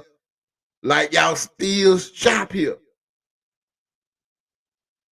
Like they think like they don't even have to give you a motherfucking job. Man, I used to think, bro, some extreme shit in the hood, bro. I used to tell my nigga, man, we need to implement a black tax, bro. We need to tell all these businesses, you can't be here unless you kicking back on some mafia shakedown shit. You can't be here. You can't do no business here. Now I can't tell these ninjas not to come here. But if you come here in this bitch tomorrow and your store not here, well, we ain't do that. You know what I'm saying? We ain't do that. I'm just saying, don't do that. I'm like, man, we need every one of these motherfuckers who complain and tell us we ain't shit need to kick back like the mafia. This is like, this protection. Protection, man. Listen, you don't want letting nobody back up. We're going to stop you from getting robbed. We're going to make sure your store don't get burnt down. All you got to do is kick back 20%. No, that's another thing I don't like about my people. We'll pick on each other before we stand up and fucking stand up for each other. Like, oh yeah, a black rapper got a check in California, but ain't nobody else got a check in, right? I got a check in California. I got a check in Chicago. I got to get shook down in Texas. I got to get shook down in Georgia. I got to get shook down in Florida. But y'all don't shake nobody else down. Let's continue. It probably was, but when you look and you go beneath the layers, we know that the government helped them out. Absolutely. Yep. Like I said, Brandon Johnson in the city of Chicago just approved a $50 million package for illegal immigrants. Yep. Let's see Myron talk about that. You won't. Since they want to talk about handouts and whatnot. Take You're your too busy dancing around with KKK hoods on, calling And that's people that's the crazy thing about it. When you look at this video right here and you look at the recent stuff that happened, it's like, well, thank you for proving our point about what we knew you to be all along. I mean, Exactly. It's just amazing. It took almost a year for you, the true you, to come to the surface. Yep. Take your ass back to Sudan, ain't they? Facts. I'm just telling you, 100%. That's exactly what they do, and that's exactly what they think. Okay, the Arab man comes over here. He sets up a smoke shop, right? He is literally selling cancer to black folks, right, and getting rich off of it. And you know what he does with that money? They take that money and they go and they shop at the Arab man store, right, and support their own community, right, and give it to their mosque, and they support themselves. That's exactly what they do, right? Same thing for the Chinese man. Chinese man comes over here. He sets up an American Chinese shop in the black community, right? Gets rich off of black people, right? Eating their food that is very unhealthy. Okay, and then, you know, he takes the money and he goes and shops at the Chinese man store, right? That's exactly what they do. Okay, you know what the Indian man do?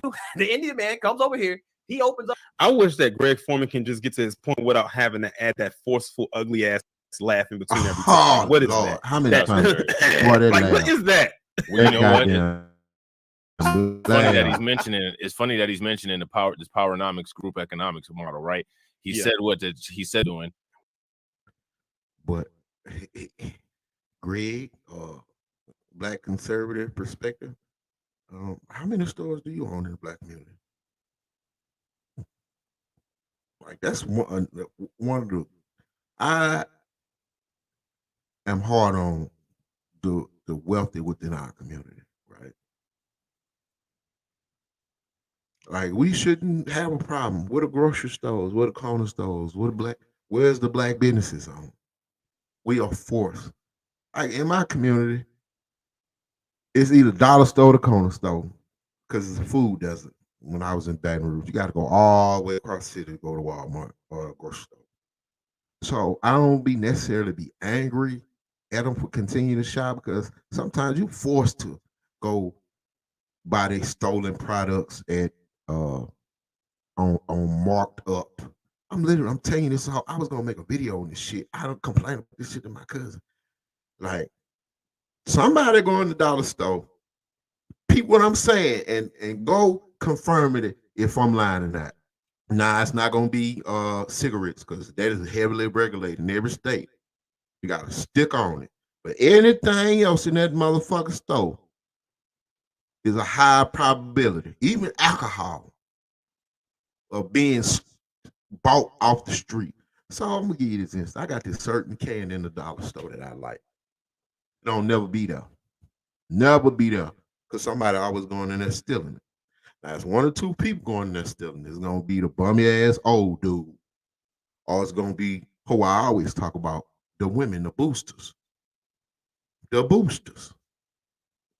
Don, this candy costs $1 in the dollar store, $1.25 plus tax. They steal all the candy. Go up to the Iranian store, sell him all the candy, maybe for $1.75, right? That same motherfucking candy gonna be $3.99 in that store.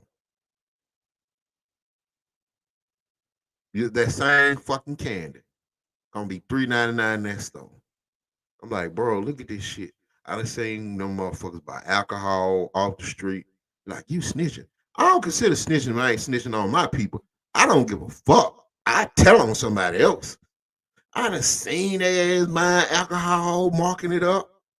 I done seen their ass buying deodorant, detergent. I made a video of white people coming out of there stealing a basket full of detergent. Where you think they taking that shit to? Where you think they taking that shit to? I'm like, man, you can tell when they about to buy something, because it usually be a woman that done backed up car up to the door of the store. Like, why the fuck is she? Oh, come check out what I got in my trunk. Trunk full of shit. And then went around boosting. Going around selling these goddamn corner stores so they can sell it to you at marked up prices. But nah, you broke, you lazy, you ain't shit. That's another way they fuck up our economy. First, they undersell the market, then they oversell us shit. And then they want to take your ass over there to Beck in the neighborhood because they know they ain't gonna get away with that shit. Then he said what the Arab man is doing. Now, my question is, what are black conservative men doing? Exactly. Because Greg Foreman, Officer Tatum, none of these people came up with YouTube channels that have huge followings, which No both of them businesses. actually have huge following, and then came to other YouTubers to work together and pass money Right. between each other's hands. Mhm. Where's the Black Conservative News Network? The only people who are like right-leaning black people that I actually see making moves like that are the Hotep Jesus, Canon Hotep, and I Uncle want a Hotep. grocery They store. kind of do their thing together. That's a dream. But of aside mine. from any of those, and you saw what Officer Tatum did as far as that went with him. So you know what I mean? So my question is, okay, I hear this. Now, remember, black conservatives, right? Black people are doing everything wrong, clearly shares the sentiments. This is supposed to be conservative outreach to telling black people why they should be conservatives. We all know that conservatives make policies that foster business opportunities. What are black conservatives doing to improve the business model in black America? If black conservatives, let's play the game. If black conservatives feel that black people have no right bothering people about reparations because they just want everybody to shut up and live harmoniously, I disagree with that. But let me hear what you're saying. Are you offering an economic model that can create economies where we would be making comparative amounts of what we're owed in reparations through peer-to-peer black businesses using conservative policies? Well, you see, Ron DeSantis has this policy, and if we use this policy and we come together and pool this amount of money, we can create a business in STEM, and that business can generate about $200 billion a year. We could distribute that here.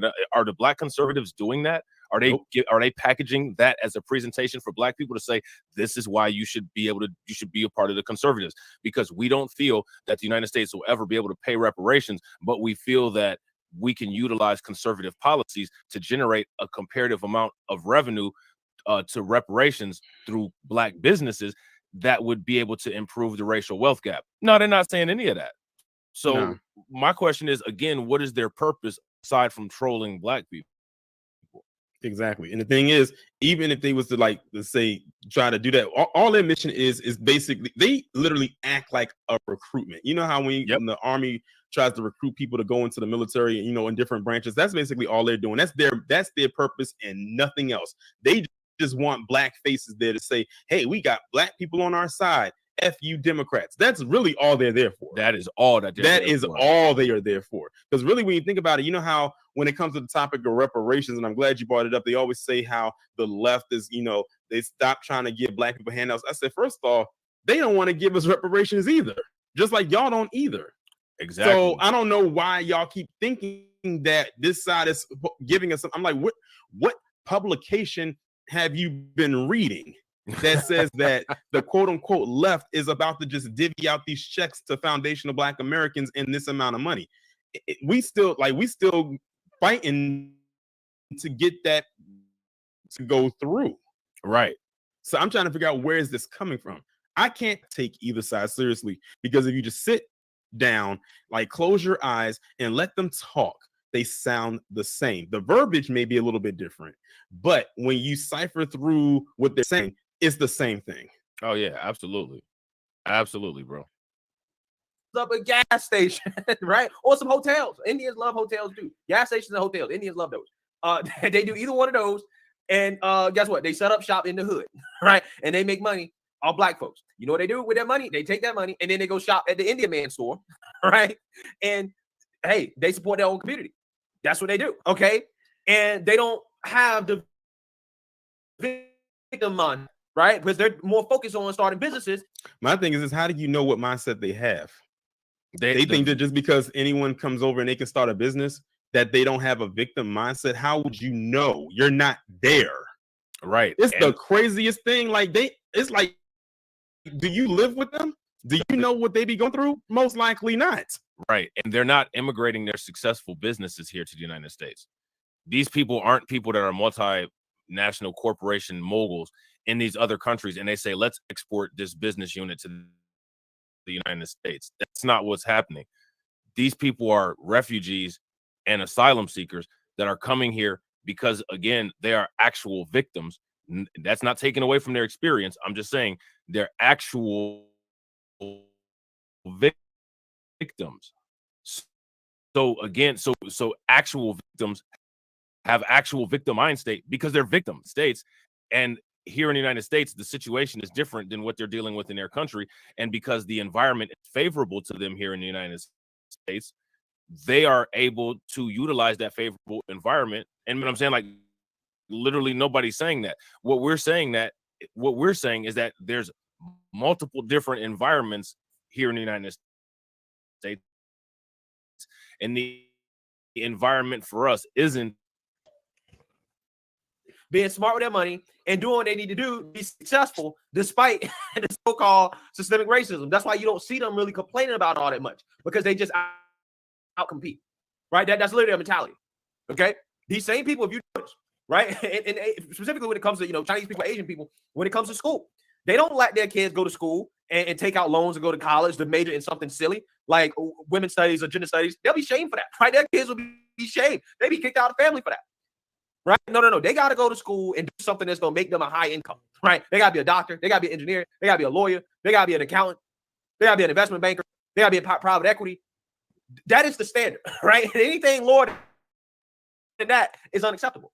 I'm just being real. That is the difference between cultures, right? Some of these immigrants that come over here and they get it, right? They have the hustle mindset. Here's the thing. That's Yeah, not true at all. Yeah, I'm gonna let you say what you got to say, because it's something I wanted to reiterate on something he just said that I'm gonna put a cap on once and for all, because it's a stereotype that is very not true, and it's a particular group that I'm talking about who will even come out, and some of them will say that that's not true either. Yeah, So go ahead. I have a lot of friends that are like first and second immigrants, or first and second generation immigrants, and many of them, their families or them themselves, they had education in the place where they came from. And United States jobs don't honor that education. So they come to the United States and they end up working low-end jobs until they're able to either get into school or they're able to start a business. A lot of times, those people don't go back to school here in the United States. Sometimes they do, but other times they don't. And then what they do is they'll start businesses with a small unit of them together. So the thing is that, everybody has cultural expectations, right? I've said this before in my streams. My family had expectations of me. If I wasn't at the least on the merit roll, I was in trouble. Mm-hmm. My dad constantly there was an expectation of, at the minimum, that I better achieve. The minimum that I better achieve was a bachelor's degree, and not just any bachelor's degree, a bachelor's in science. So the thing is, this is something that I grew up with in my household that was enforced, you know what I'm saying? And there was consequences if I didn't perform the way that I was expected to. So for him to say that those things don't exist in Black American households, I'm just curious as to what kind of household it was that he grew up in. Not the ones Right. I was And before I around. get to my point, I'm glad you brought that up about the Black American households. In my live stream that I did yesterday, for those watching, when by the time this video goes up, it'll be it would have been June 2nd. I had did in my live stream, the first story I talked about was these two siblings out in Oklahoma. One is 13 and one is 15, I believe. And both of them just got their degrees. Black siblings. And they had two older siblings, and they all graduated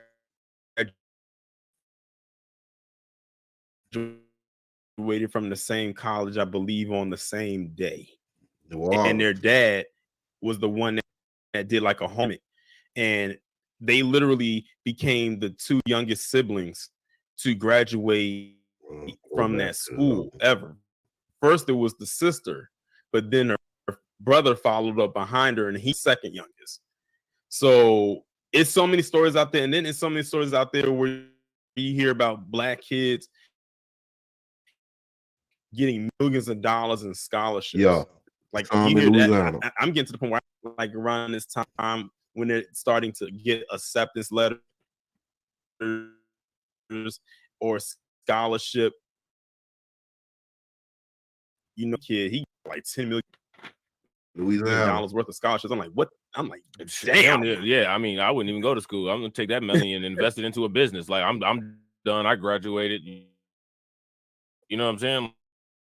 Like Yeah, I was like, that's insane. But those stories are, but because mainstream media puts out this veil of what is of what we look like or what we are, then you have talking points like this. Oh my God. Yeah, hold on real bro. quick, Hold on. bro. I got to talk about that mainstream media too. I've been having a problem with them since a long time ago. That was one of the main reasons. One of the main reasons why I wanted to start this channel. Like, cause I got tired of the propaganda machine, showing certain images of us, making us look a certain way. That's all we are. That's all we about. We are not a monolithic community. We have diverse ideas and beliefs, but the narrative has always been shown that crack babies. Like I can name about 5 catchphrases. Got the crack mamas, had the crack babies, the super predators. Well, that's all I can think of right now. But just imagine they always bumping, oh, black people super predators. These black kids are super predators. And you know, some immigrants see that on the news and in Africa, and that's what they're gonna believe. Super predators. But I also said the media, that was the greatest divide. The media also did it on their end too. Cause for a long time we thought all Africans live in mud huts and shit and go hunting in their drawers. That's not true. Some of the biggest cities in America in the world is in African countries. Not Sudanese. Of course, not Sudan, because his ass wouldn't be over here with that bulging ass future aneurysm. He get butt hurt when the dude call him out for his problematic ideas. But we supposed to be united, though, right? Fuck that. Fuck that. Fuck that. I just had like a flashback. Have you ever had like a flashback where like in your life the flashback is based on if a situation was different? Man, when you said that $10 million scholarship, I just had a flashback to my college days. If I had got like a 9.5 or $9.9 million refund check from the bursar's office, bro. Yeah, I remember them refund check. Oh my God, bro. Oh my God. You know what I'm saying? Like, yeah, I remember those recheck days. Man, listen, when we used to get them refund checks, we used to go what's called bookstore balling. A bookstore balling, bro. Oh my goodness, bro. And if you knew the trick about how to get the full value back for the used books, you use a blow dryer and melt the adhesive off of where the used sticker is on there and pull it off, and it'll come off clean, and then wipe it with an alcohol pad so there's no trace of the adhesive, and you get that new book value back for the old books, bro. Yeah, like I'm telling you, like when we used to like get those refund checks, we used to go in there and buy everything but what we needed. We would be going there buying like food or apparel or whatnot. I'm like, yeah, like I remember. No, man, you took me back with that one, bro. Did y'all at your college? Did y'all have like a food card, like your college ID? You could put money on it, and it was like a food card. We didn't have a food card, but we had to use our ID in order to get into the caf. Okay. Yeah, see, like ours, we had like different now than when I was there. Like now, it's almost state of the art compared to how I was when I was there. Okay, see, like ours, we had what was called a meal plan. So, like when you pay for your tuition and your room and board, you could get a meal plan, and you could use the meal plan at like approved cafeterias around campus. But then you could also put cash, and they had like a debit card balance on the cash card. You know what I'm saying? Yeah, bro. Oh my God, man! If I had $1 million on my college ID card, man, yeah, bro, it would have. First off, if I did, nobody would know. Right? It would just be. I would be the only one that would know. As far as everyone else is concerned, I'm just a broke college student, just like you. Right? Exactly. Sorry, y'all. We just had to go. We just went on a tangent. Man, I'm telling you, anybody who, if y'all feeling us, if y'all went to college, y'all feeling us. Imagine going to that bursar's office and opening up that envelope and that check said $1 million, bro. Right. And they realize that there's so much opportunity in this country. If you just take advantage of it, you just go get it. It's there. It's not that hard. But for whatever reason, every other community has figured it out. But black people still haven't really figured it out. They haven't figured out. I mean, even the Hispanic. See, this is so disingenuous, bro. Put it in context. See, they wasn't here for the struggle, the red line and the denying of mortgages and shit like that, loans, and we ain't gonna even get started with the GI Bill and how they say, okay, well, we're gonna help all this side of the people with school and businesses, but the other side people we're gonna deny. And them people went to war for us too. See, they like to skip over all the obstacles that we had to overcome and endure. So tellers can come over here and be prosperous and then talk shit and look and toot their nose up at us. Like y'all just lazy. If we were so goddamn lazy, slavery would still be a thing right now. If we were so lazy, Jim Crow would still be a thing right now. If we were so lazy, black folk wouldn't have the right to vote. If we were so lazy, I almost guarantee you your ass wouldn't be here because they wouldn't want you here.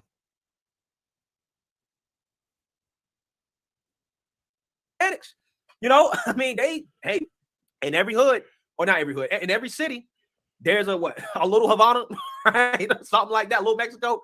Okay, they have a whole bunch of Mexican shops, food trucks.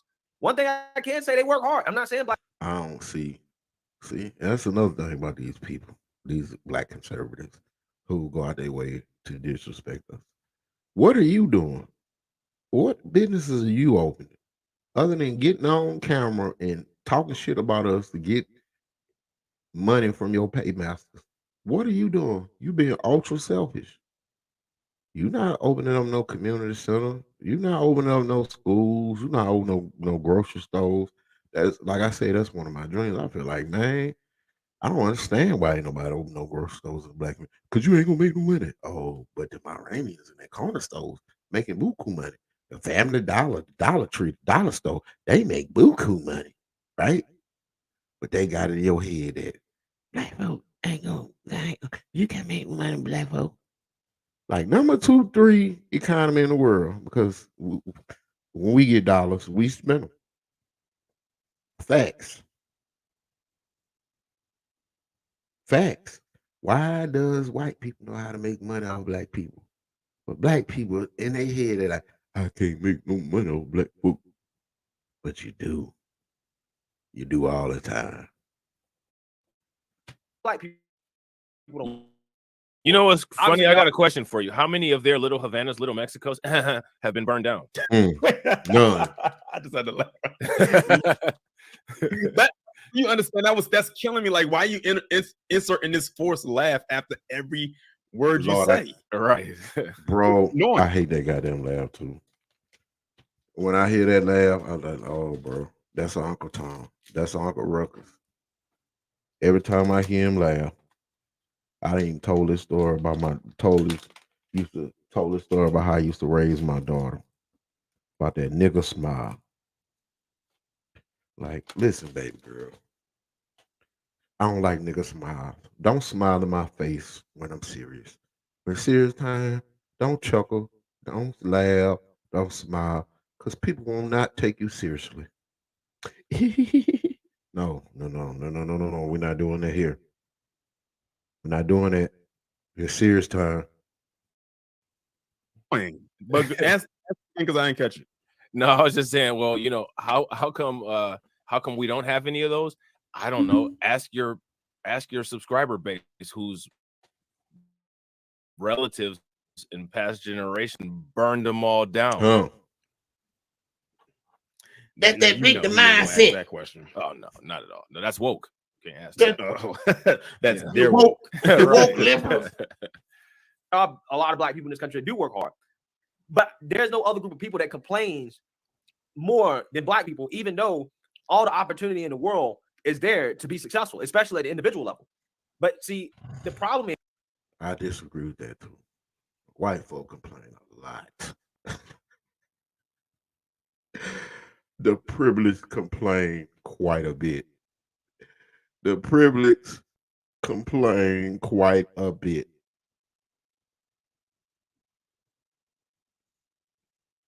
the truth is that black people, unlike these other races, we hold ourselves back. Let me, One- you know what? Hold on. Go He ahead. talked about a group economic model, right? Yeah. All of the little ethnic communities that he's talking about, I just said how ours were all burnt down, and they can reference your Black Massacre series to substantiate that, Go check it out. right? So, which Yeah. means that we don't have the option to use those community options until we reorganize, which who knows when that'll be. But at the same time, he says about individual success.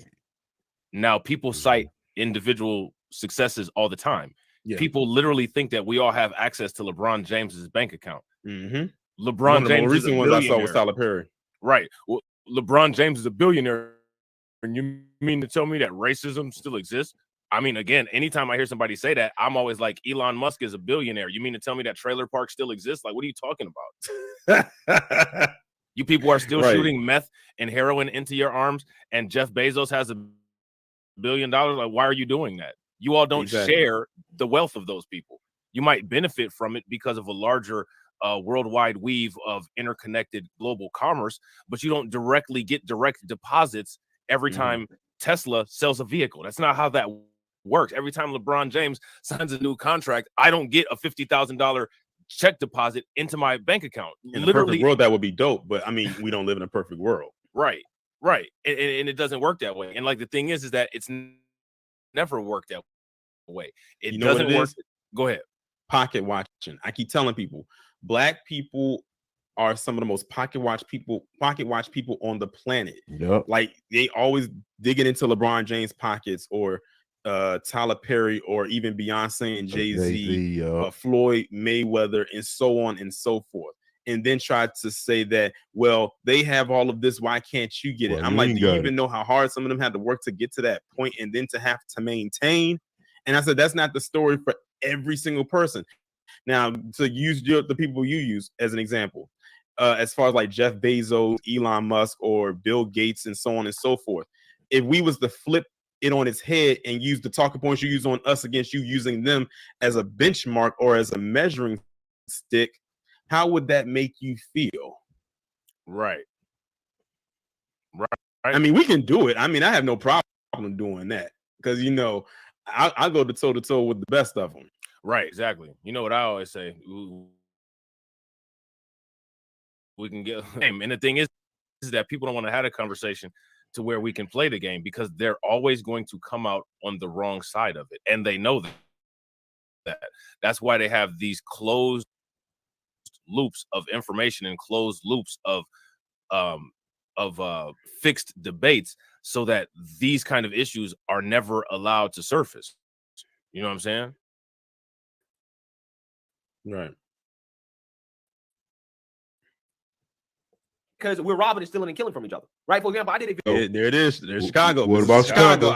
I paused it right there because What I about just Chicago? know he about to use the typical talking point. Now, when I brought it up, that was just me, which is a relatively big story, and I hope that the black people in Chicago can get a grasp on that. I don't know how far to go, but let's see how far. But him, I already know where he hit. That's What why I about just stopped it right Chicago? there. I know where right. he about to go with this. Had to shut down because too many black people were robbing them. They was getting robbed every other week. Couldn't operate. And these were the people that were providing from the Again, I've just recently made a short. Like they always had this narrative that blacks are the only one that steals in America. We the reason why that these businesses got to leave. And I made a short. 3 white men running the store, stealing a whole basket of detergent. You can't eat that. Your intention to go in there to steal was to sell it and make a profit. But you let everybody else tell it. Only person who steal. And I worked at Walmart on 3 separate occasions. I've seen white people run out that bitch or walk out that bitch with 50-inch screen televisions. But we don't want to do shit. We don't want to steal. Arabs, from the Chinese man, Indians, Africans. I mean, even wasn't Africans. there a story in the New York Times about some Asian people that wrecked an Asian business? The one in New York, right? Right. Yeah. I think I talked about that. I did a video on that. Right. That happened that happened a couple months ago. So I got a question for Greg. If we never hear about that, how did I just say what I just said? It's out there. Like, they know it's out there, but again, the grift doesn't work if they do not put blinders on. Exactly. It's easier to just grift to reaction content, bro. You know what I'm saying? Like, stop doing this. Like, I found the niche grift where you don't have to be a clown, and you can just react to silly stuff that people are doing online, and you don't have to sell your soul to do it. Like, just do that. You know what I'm saying? Don't do this. Don't push propaganda. Don't lie about things. You know what I'm saying? Don't, whatever though. I mean, I don't get it. He did want that check. Think about it. Nigerians come over here and they dominate, right? They do so well. These are the blackest people in this country, Nigerians. And they're some of the most successful groups. Well, why is that? Obviously, their skin color is not holding them back. It's up here, right? It's culture and mentality. Because you guys come into the store, oh, hey son, let me get a pack of Hennessy. Yo, I only got 20 on me right now, bro. I know it's 50, but yo, hook up, brother. No, come back again with the money. They laugh at you niggas because you guys were born here with the opportunity. Who does that? And they're making Right. That's who does that. And see, the thing is, I was about to ask, what has he been watching? Because that sounds like something off of some kind of black exploitation film. Like what? Like confession. I drink Hennessy. You know what I'm saying? When I go to the store, I've never asked for a Hennessy loan. Me neither. Because I don't know how it is in some states, but here in Ohio, all of the liquor, ironically, is regulated by the United States government, especially liquor like Hennessy. You have to go to a state licensed store to be able to buy that kind of stuff. Those people have to send invoices. They have to send reports to the state. They get audited. Nobody's going to give you an illegal cash loan on a fifth of Hennessy. No one's going to do that. That doesn't happen literally anywhere. They can actually get in trouble for that. Yep. Right. They don't stop. And you see Greg right there in the bottom right corner. He thinks this is so funny. This is so entertaining. Right. I'm like, Greg, you do realize that he's talking about you too, right? Don't think that you're being excluded in his little minstrel rant. And when I say minstrel, I'm not talking about as in show. I'm talking about as in cramps.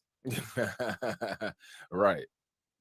Now, killing off you stupid because you guys speak English, born here, raised here, U.S. citizenship, and you're still a fucking loser. Going into a foreign nigga store, buying the fucking alcohol, crying to complain about why you're not where you want to be, but you're drunk all the time off of fucking Hennessy. That's the truth in the black community. That's the truth. So here's my question. Go ahead. You're trying to say that everybody in the black community drinks Hennessy? Like everybody, like every black person drinks Hennessy. Right. And that's there's a lot of people that don't. There's a lot of people that don't like dark liquor. I was just about to shows and all that, you know what I'm saying? Everything else. But like another thing is, I think it's interesting, right? If you pay very close attention to what the state does with the concentration of where it targets and locates places that sell alcohol and other vices like gambling, the black community isn't the only community that's targeted with that. On a lot of the federal trust reserve land that Native Indigenous people have is oversaturated with alcohol and casinos and stuff like that too. But to discuss that or the pattern behind that and why that's there, the ignorant. There's two convenient groups of people. You know what I'm saying? That just makes more sense to have docile and not really talking about the politics of the circumstances that created the United States.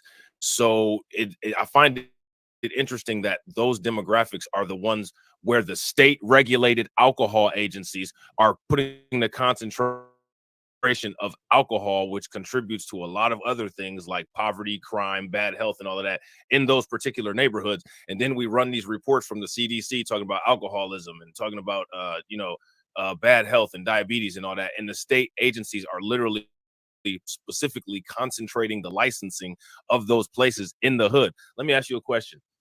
Anytime you go to a nice area, can you find a state liquor store? Where's the state liquor store at in the suburbs?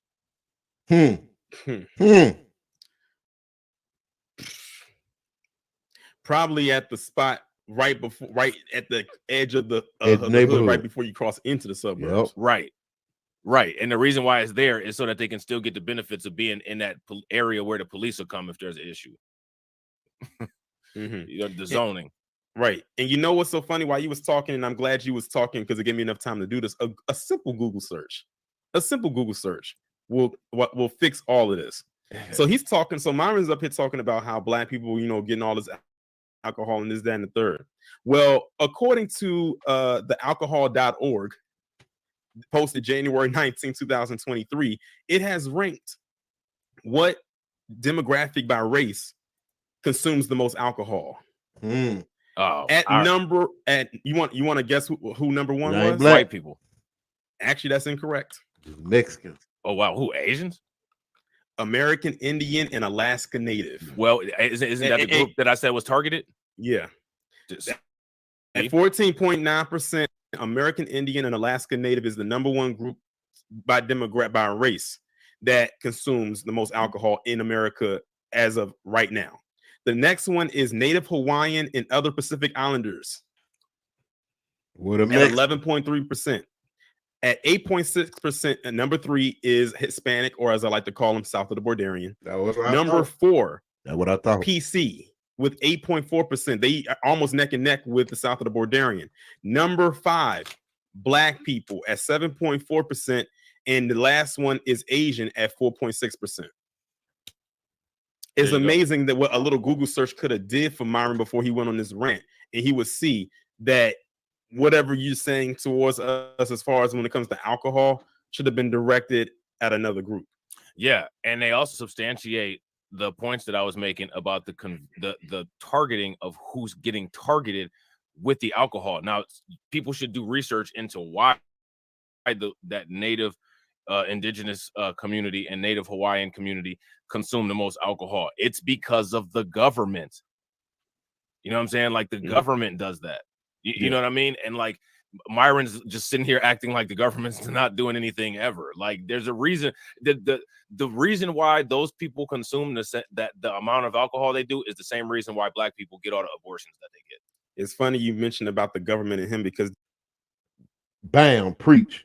Why is it always a Planned Parenthood is right there in the black community? I've said this on many occasions too. Y'all can't tell me this ain't some kind of agenda. Why our population has stayed relatively around the 40, 45 million, 50 million number for the last couple of census. Why?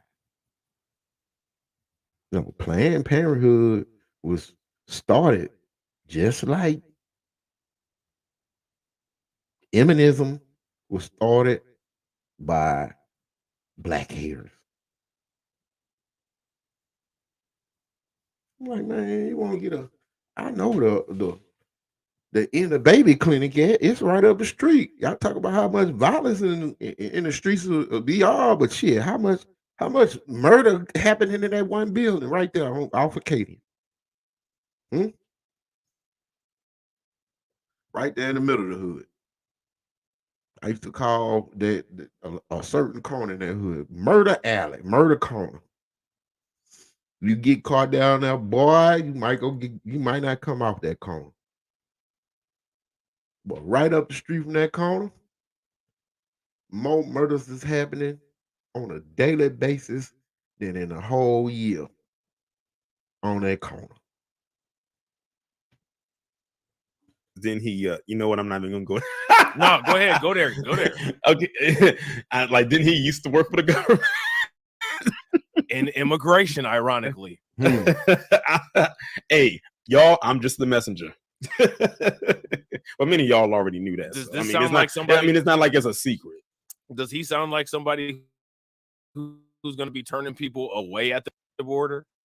Nah. Nah. He'll be welcoming them in with open arms. And if they are good looking South of the Borderian woman, he's going to invite them onto the show. And yeah, he's going to say he had to smash first. You know what I'm saying? And speaking of his track record of how he treats women and what they have to do to get on the show, I wonder what he was doing to female immigrants that were trying to get over the border. Yeah, considering that he's in there because they're in Miami, and that's like literally like I'm sure a lot of immigrants come through there. Oh yeah, it's a port city. Yeah, that's what I was gonna say. It's definitely a port city. choose to be a loser. Okay? And I don't want to hear nothing because if I get pulled over by the police versus you get pulled over by the police, the only difference is that I'm not going to be a retard. I know how to move. I'm going to tell him, how you doing, officer? I'm going to keep my hands. It's funny he says he's not going to be a effing. It's weird. That means you don't know shit about my community and the talk. There's another thing you missed. We call that this black experience. Shout out to my homie, Emmanuel Constance. You know, the black experience. Every parent and taught a child. I mean, it's less now because it's a lack of father in the community and masculinity. But everybody had that talk. Yeah, treat the police respectfully. Don't make no sudden move. Keep your hand. Like, I know how to talk to police. I know how to not talk to their ass even too. Retard, considering the antics in which he has recently done, makes him look just like that. I'm just saying. And you can't tell if he's playing or not. He ain't. Right. He ain't. And I'm saying like this, and I'm playing devil's advocate. If he is acting, he's putting on quite a good act. Listen, this guy's trying to get an Oscar. I was just about to say he might be up there smacking somebody next year. With a hood on his head. No, before we go any further, when I saw him have that hood on his head, it reminded me of that scene in Django. You know what scene I'm talking about? Yeah. When they were saying we got to put the hoods on, but make sure. Wait a minute, the holes aren't lined up. I can only see out of one of them. Like, no, turn it around this way. Like that's what that reminded me of right there. And that's so crazy. You know, God damn, my wife must spend her time and made these hoods. We all wasn't grateful. So I remember that scene in Django. So crazy. I don't know if he did research on that before he decided to do it, but that's originally how the original Klan hood looked before they added the point to it. It was like a flat top pillowcase type of thing. Yeah, he did. He definitely did research. There was a reason why when he was asked about, you know, how he felt about black women, there's a reason why he said that he's not a Knight Rider. You know, the Knight Riders were, you know, like some of the predecessors to the KKK. Yeah, that name came up a couple of times when I was doing the BMS on a couple of the locations. Was that Knight Rider term, which is interesting because then it makes you think about TV that we used to watch back in the day and how they try to predictively program and force us to normalize racism with the TV shows like Knight Rider, Dukes of Hazzard. You know what I'm saying? Like, and you just sit back and think, like, damn. Speaking of Dukes of Hazzard, I watched that shit as a kid and didn't even realize until I became aware and older. Like, dude, they got a big ass Confederate flag on top of their goddamn car. Fuck this show. Look at this propaganda and subliminal messaging that they've been hitting us with for so long. You know what I'm saying? Yeah. On the steering wheel. I'm not gonna call him a dirty pig that sells other stupid. I'm gonna walk off with no ticket. Your dumb ass is gonna get in trouble because you want to sit there argue with the police and say, defund the police, yeah. And my thing is this: he's saying what he would not do in an encounter with the police. I have two questions. One, I would like to know: has he ever been in an encounter with the police? And two, just because you are being so-called calm, cool, and collective doesn't mean they won't hem you up. How many times and how many stories have we heard of black men getting hemmed up and they weren't doing all the stuff that he's being very over exaggerated with right here? That's why he don't understand the black experience, because he ain't one of us. You know, just we feel like the police is a occupying force in our community. I've said this on videos before. Now just imagine you had a police force of black men, and very pro-black to the point they despised white people. And you sent them to police white neighborhoods. It wouldn't go out like that because the community wouldn't allow it. Oh, you got to get defund the police. Get rid of the police. Listen, I'm all about equality. If you don't want to change that, how about we do that? If you want to keep this occupying force within my community, fine, cool. But how about we have a bunch of pro-black police officers patrolling white neighborhoods?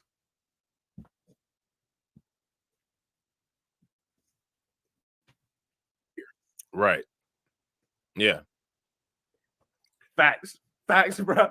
Facts. Especially that part about the guy that goes in the liquor store with only $20, knowing that everything they got costs 50. Can you hook a brother up? That's something. You know, since they like talking about this, what they should talk about is Jonathan Price, because Jonathan Price was a black guy that's exactly like these three, and the police took him out and got found not guilty. Oh yeah, I forgot. You know, I forgot all about him. And you know what? It's for good reason, because this, like his case, like that was one time when black people got on code, and when they heard about what this guy was doing, they literally just threw their hands up and was like, "Oh, you know," it's almost reminds me of that video with that guy who worked the Best Western and said is above me now. That's how we was feeling with Jonathan Price. No notice about him at all until just now. I forgot all about him until you brought him up. Yep. And the thing is, did any on him? I mean, his views lined right up with theirs. Yeah. Oh yeah, and they did, and they threw him under the bus. See, there you go. Officer Tatum was eyeball bucking on the thumbnail. You know what I'm saying? As usual.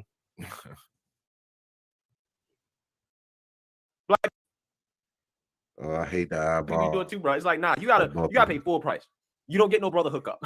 You gotta pay full price. Go today, and it was nobody in there asking for a discount. Right. Everybody paid. People going to their communities doing business. You didn't happen to see Greg Foreman at the expo when you was down Oh, there, did you? please! If he listen, if Greg Foreman was at that expo, I would. If no one else would have spotted him, I would have spotted him, and I would have been like, "What are you doing here? Why is you here? Why are you here?" Like I said, because a lot of people, like a lot of us over here, they don't pay attention to him. Oh, So I'd they have let may- him come in. So they probably don't like. They may or may not know who he is if they saw him walk in because of the event. Like everyone just kind of like blended in so well. Right. Yeah, I'd have told him, yeah, you can definitely stay, but just so that you know, you have to pay $5 or whatever the level of purchases that you plan on paying. Otherwise, you can't really loiter here. This isn't that kind of party. Right. Disagree with. Again, everybody knows that when you're interacting with a man with a gun, a human with a gun, a police officer, regardless of how you feel, regardless of whether or not you feel you're in the right, if you want to you interact with a man, right, with a then gun you probably and should. power trip, and who got fucked up ideas about the people he police.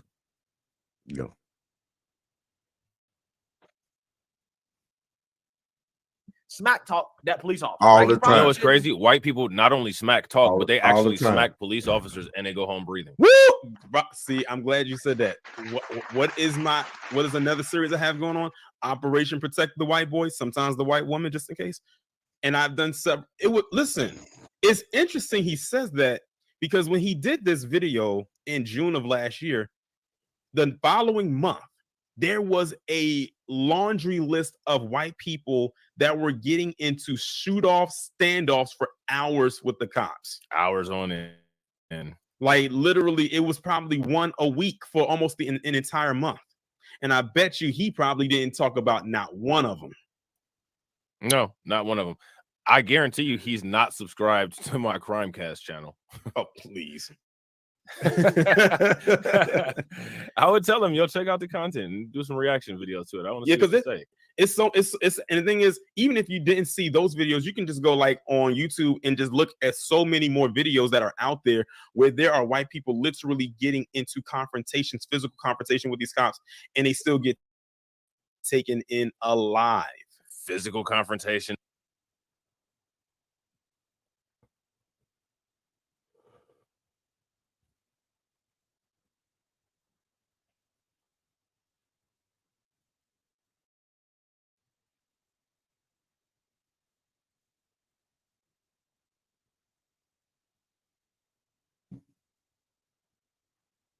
And shootouts. Look at Lance Stores.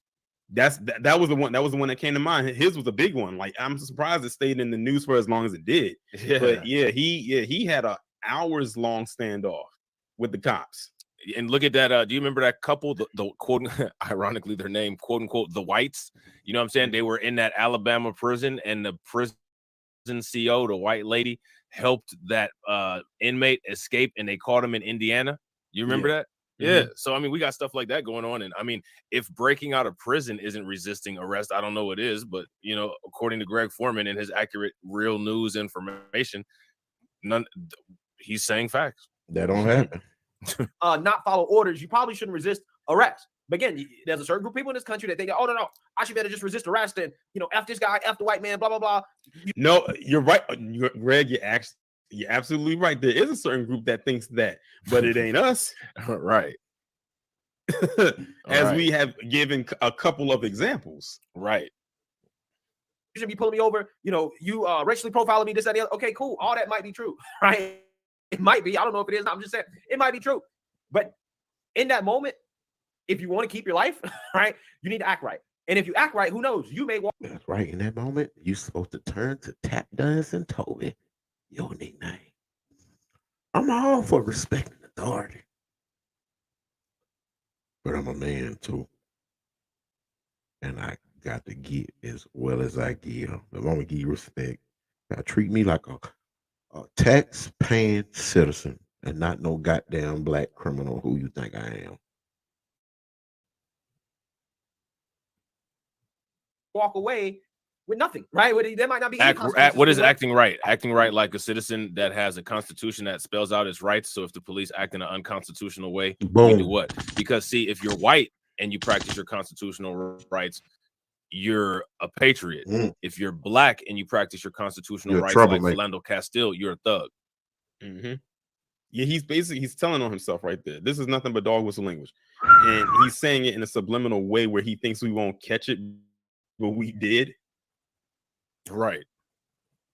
Whatever the officer was accusing you of doing, that happens more time than you think. Again, I did a video about how I got pulled over for a suspected DUI. Even though I know personally that I was not drunk, I know I was not under the influence. Well, in the officer's defense, I mean, as slow as you talk and the way that your eyes droop, I mean, anybody with common sense would have pulled you over and thought that you were under the influence of something. So I have to take the officer's side. Sorry, Greg.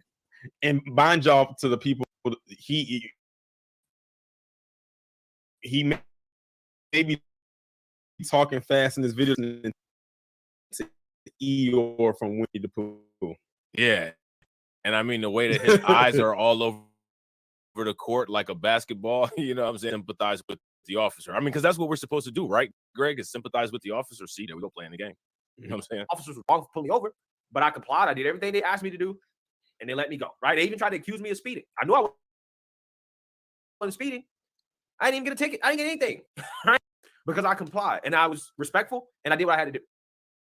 I wasn't stupid about it. But again, there's a whole lot of people that act stupid in those situations, and then, you know, they get stupid prizes, and then they want to cry and complain about it if they're still breathing to be able to cry and complain about it. You create your reality based off of how you behave, based off of how you act. Okay? So stop crying about the situation. Yes, does police brutality exist? Yes. Are police bias towards black people? Yes. What are you going to do about it? Are you going to add fuel to the fire and act like speed? No. They're human beings too. And if they can you over for you acting like an idiot, they will. So now notice how Myron just copped to the fact that there is racial profiling. But what we're supposed to do, and police brutality, but what we're supposed to do is bend over. Yes, because that's what he would do. That's probably what he has done. Oh yeah, you seen the LGBTQ pride and him literally in the bed bucking. You've seen that, right? The picture with him hugged up with the white dude. I've been seeing those pictures. Yeah. So I mean, he's actually an actual appropriate entry for the bed. Like the bed bucking examination is done. It's confirmed. There's a picture of him in the bed.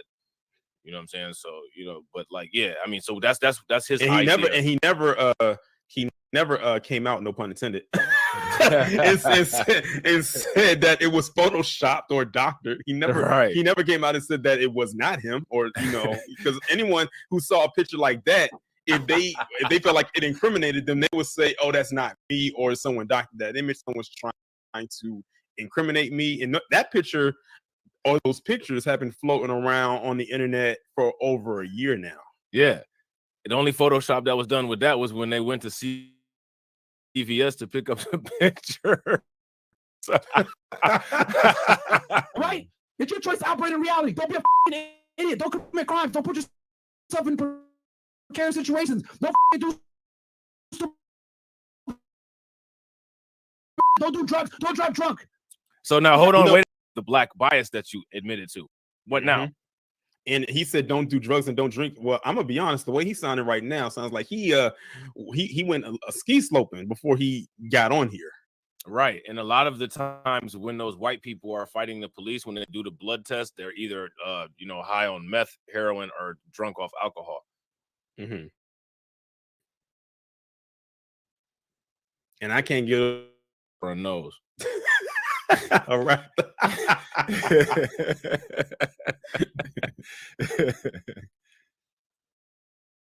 Guess what? That takes what? Accountability.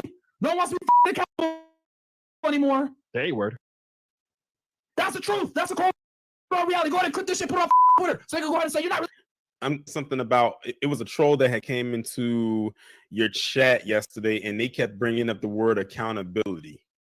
And what did you reply to that person with when they brought up accountability? Oh, I just kept asking them what does accountability look like? Like what is the standard idea that people can conceptualize of what actual accountability looks like? Yeah, because it comes to us. Right. And my question is, let's talk about the accountability for what he just admitted. He just admitted, and I believe him on this because he was a law enforcement officer, so he saw it firsthand that there is a black bias. So they don't have to have any accountability for their bias, but we just need to bend over. Yeah. Right. Really black, you're not. You're sub-Saharan, whatever the they want to say. The out of here, bro. I've been through all the same bullshit every black person's been. I've been accused of stealing. I've been stopped because the way that I look or the way that I dress. I went through all the same shit. The difference between me and you is I don't cry about it. That's the only thing anybody ever accused you. You ain't been through the same thing because your ass came at the end of the line, the end of the ride. She was over with by the time you came. Yeah, they still got their ideas, which we still trying to fight. But instead of you uniting with us and siding with us, you side with them and say, y'all niggas just making excuses. Fuck out of here. Of is not doing leg day. You got that Johnny Bravo legs. He got them Johnny Bravo legs, bro. Built like a wisdom tooth. You know what I'm saying? Damn. You're a loser because you're a loser, man. You a loser. To me, how many of you motherfuckers are soft, bro? Soft, fat, triple chin, looking like fucking doing drugs all the time, drinking alcohol, not going to school, not getting a job, and you wonder why you're a fucking loser. Why the police look at you crazy? The old me would have called your hands out, both of y'all. But I ain't that dude no more. I'm too old. I'm from BR. I gotta warn you, you fight me, you threaten to fight me, it's gonna be a different scenario. I'm old head now. But back in my day, when I was a young buck, I ain't gonna even say it because YouTube be on some other shit. You threatening people, it's bullying. Now I'm just telling you who I was back then. And these two guys, I promise you, when you want to see me when I'm in my old days, you don't want to see me now because I'm more dangerous. All I'm gonna say is, then you'd have walked away. Nah, too old to be throwing hands with somebody. Crazy because you're not worthy of being respected. And then your dumbass has all that. Hey, I just want y'all to pay attention to Greg and like look at how much Greg is enjoying black. Yeah, that's what I said. He's been doing that quite a bit, especially when Myron goes on the rant. Can you take a screenshot of this picture with Myron's eye like that and send it to me? Hold on. I'm literally about to pull up the little thing to take a screenshot right now. Yeah. I'm gonna that's thumbnail material, bro. Okay, I got it. Good look. Oh yeah, good look. Excuse me. Wow. He looked like woo. That's a scary looking picture right there. Looking like Uncle Ruckus. I didn't think nothing of it until you said One eye on Uncle Ruckus. Look at that eye. Right. That's the Uncle Ruckus right Yep. there. You know, Right. he's got that one normal eye, and that one bucked eye. Yeah, bro. Yeah. You. What the do you think's gonna happen? You're disrespecting him. Just because he has a uniform doesn't mean he's not human. And if he can't your life up, he will. And that's what ends up happening because you niggas want to talk. I get it. We have a chip on our shoulder because we're black. Act correct. The world isn't fair, man. The world isn't fair. I'm telling you, I've been profiled too. I just choose not to let it affect my reality. Facts. Facts. So if This the world always isn't like- fair and you're not happy with the way that the world is, then either cop and see what he's doing is telling people to cop. And this is what I always say, cop. So see, these people like Myron is actually using the same victim mentality that I feel that a lot of people are doing. Myron just is coming from a different spectrum of how he's delivering the message. Myron is saying cop. What Just I'm deal saying with is change the world to where you're determining who the victims are or not. Yeah, it's pretty obvious with what he's said right here. He's fine with his positioning. Yeah, absolutely. I'll give him that. At least he's open and honest about the position. He's not trying to fake the funk. Yeah, yeah, absolutely. I say to people, they want to talk about, well, but systemic give up. And then now, and that's what he just did right here. Another one that is comfortable. He said, if systemic racism is real, it's not if it is. And then he just gave you what he would do, which is to those out there, this is your typical black conservative. I call them conservatives. Some would call them conservatives. That's their mindset right there. Just deal with it, because you pushing back against it is gonna work against me. Right. That's why they push so bad. That's why they be pushing so hard against us to have reparations, even though some of them would benefit from it. It's the weirdest thing to me. And see, that's why I advocate for the shared black historical experience. Yes. You know what I'm saying? All of it. Not just the nice stuff, not just the stuff that you could sing along to or dance to. That's the fun part. But we talking about the whole thing. The whole thing. You know, And I had actually, and I think I don't know if it was you who asked or me who asked, or maybe I just said how long they think they will last. I said a day, but then I changed my mind. I said they probably wouldn't last an hour. No, they wouldn't last an hour, but we'd have to make them last an hour. We'd have to make them last exactly as long as we've been dealing with it. So if that means 400 plus years. Yeah, in one IV, in one IV you give them poison, and the other one you give them food, so that they can endure the experience. Since it's so easy, it should just be a breeze, and it can Right. just be like one and find a way to come to the top. I mean, if it's that easy, they shouldn't have any fear. Right. You gonna roll over and just call it a life? Because if that's the case, then hey, it is what it is. That's your choice. These phone calls, I tell you. Real only option is to overcome. Your real only option is just to work hard. It's to Or do what you do, and that's grift. I don't know how that's exactly working harder. Working harder is when you do something like Wilmington, North Carolina. Working harder is when you do something like Tulsa, Oklahoma, and then it gets burned down. Yeah. So, you know, there's a such thing as psychology, and then there's operant conditioning and classical conditioning. Has there been positive reinforcement for Black people building things up? Most times when Black people have built things up, there's negative reinforcement because it's destroyed by the population at large. Exactly. And it doesn't even have to be like We can't Black talk Wall about Street that. or Rosewood, anything like that. It could just be organizations. Look at the Black Panther Party or MOVE. And that was very recent. That was in 1985. Oh, there's people still alive today that, you know, that's one of the things that dealt with that. Yeah. So yeah, that was 4 years before I was born, and I think Rob, you was already in the world. Probably. So you predated. Yeah. I mean, how does that feel to know, before we get back into this, to know that you predate a massacre? Right. Like that's a question I wouldn't get an opportunity to ask a lot of people, because a lot of them happened so long ago. Right. But Yeah, like you predate one. And that's just crazy. Yeah, That When you shows.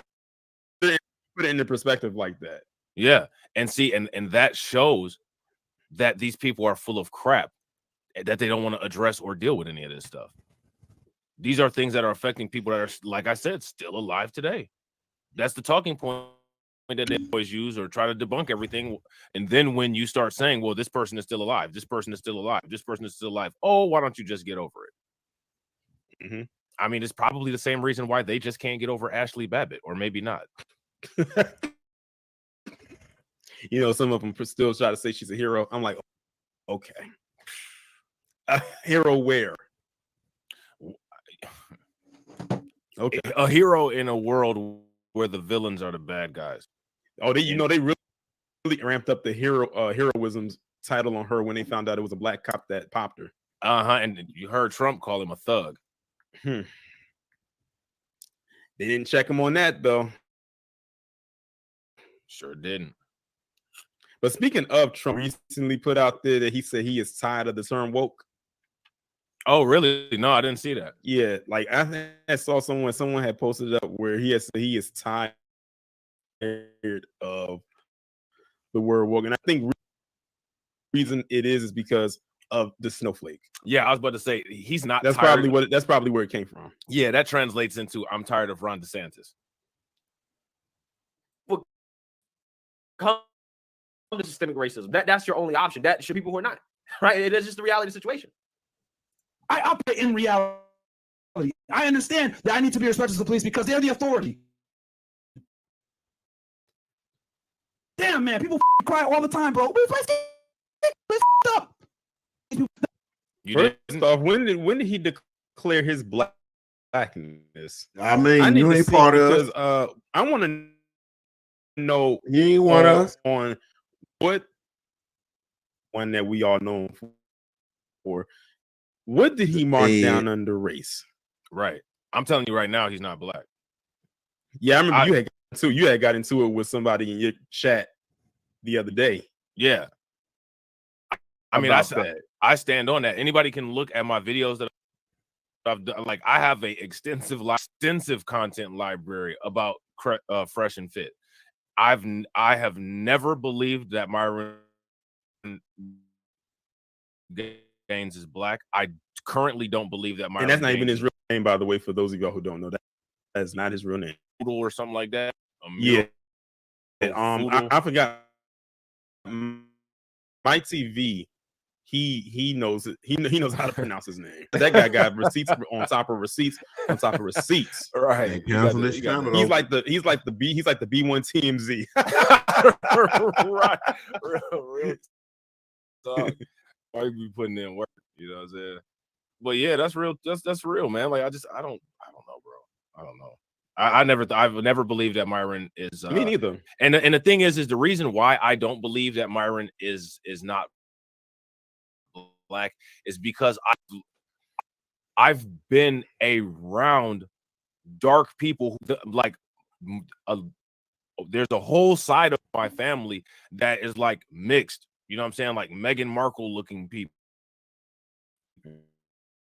You know what I'm saying? Yeah. Like, you know, those super duper light skinned passing type Creole looking people. You know what I'm saying? Diversity within black people, but diversity within darker people. Like I said, there's people from Nepal, you know what I'm saying? People from Indonesia, Southeast Asia that are like the same complexion as Fresh Prince CEO.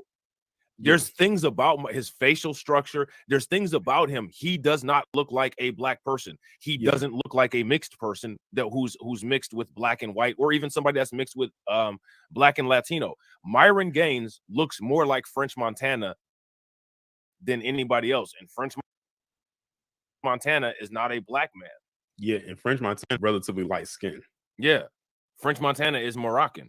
Now, you know what I'm saying? Like, and people always say, well, you know, Sudan is African, right? But if you look up the definition of Caucasian, they consider people who are from North Africa Caucasian. White. Yeah, they consider them that. So if you look on the map and you look at where Sudan is, I'm pretty sure that part of Sudan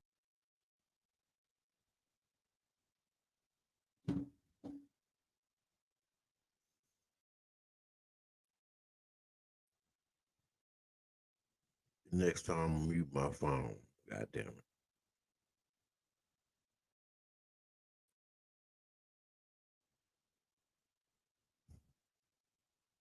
No, what the hell, bro? Sudan, part of Sudan is within the region of North Africa. I'm about to look at this map real quick just to see if they got this. Let me see. The Sudan borders Egypt. Mhm. You know what I'm saying? So, you know, I'm sure there's parts of Sudan that have people that look like Egyptians. Now, I worked with doctors who are Egyptian from Egypt. They look a lot like Myron. Now, that's not to say that if you did a DNA test on him, he doesn't have any African genes.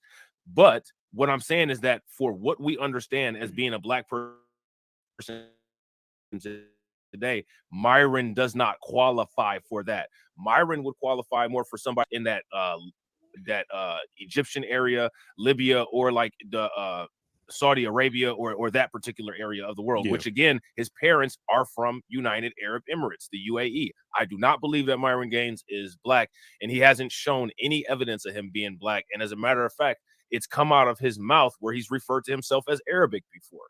Mhm. It's almost like when people try to declare that Kamala Harris is black. I'm like, if y'all don't sit down somewhere with that nonsense. Right. And when it comes to Myron, at best, the only thing we can say to him is that he's melanated. Yeah, There's exactly. there's no doubt in our minds that we can clearly see he has a good dosage of melanin in him, but he's not black. Exactly. I agree. You know what I'm saying? It's ridiculous. That's like saying no one would accept it if we just went around and said that Meghan Markle was a white woman. Right. They sure as hell ain't going to say they let her know. Right. Day one. Right. You may be fair skinned, but we know your mama. Right. We Your seen mama you. We black. seen your mother. Right. and my point to say that is not to drag him based on his ethnicity, not to drag or down talk Meghan Markle based on her ethnicity. I'm talking about the ideas that have created the social constructs here in the United States.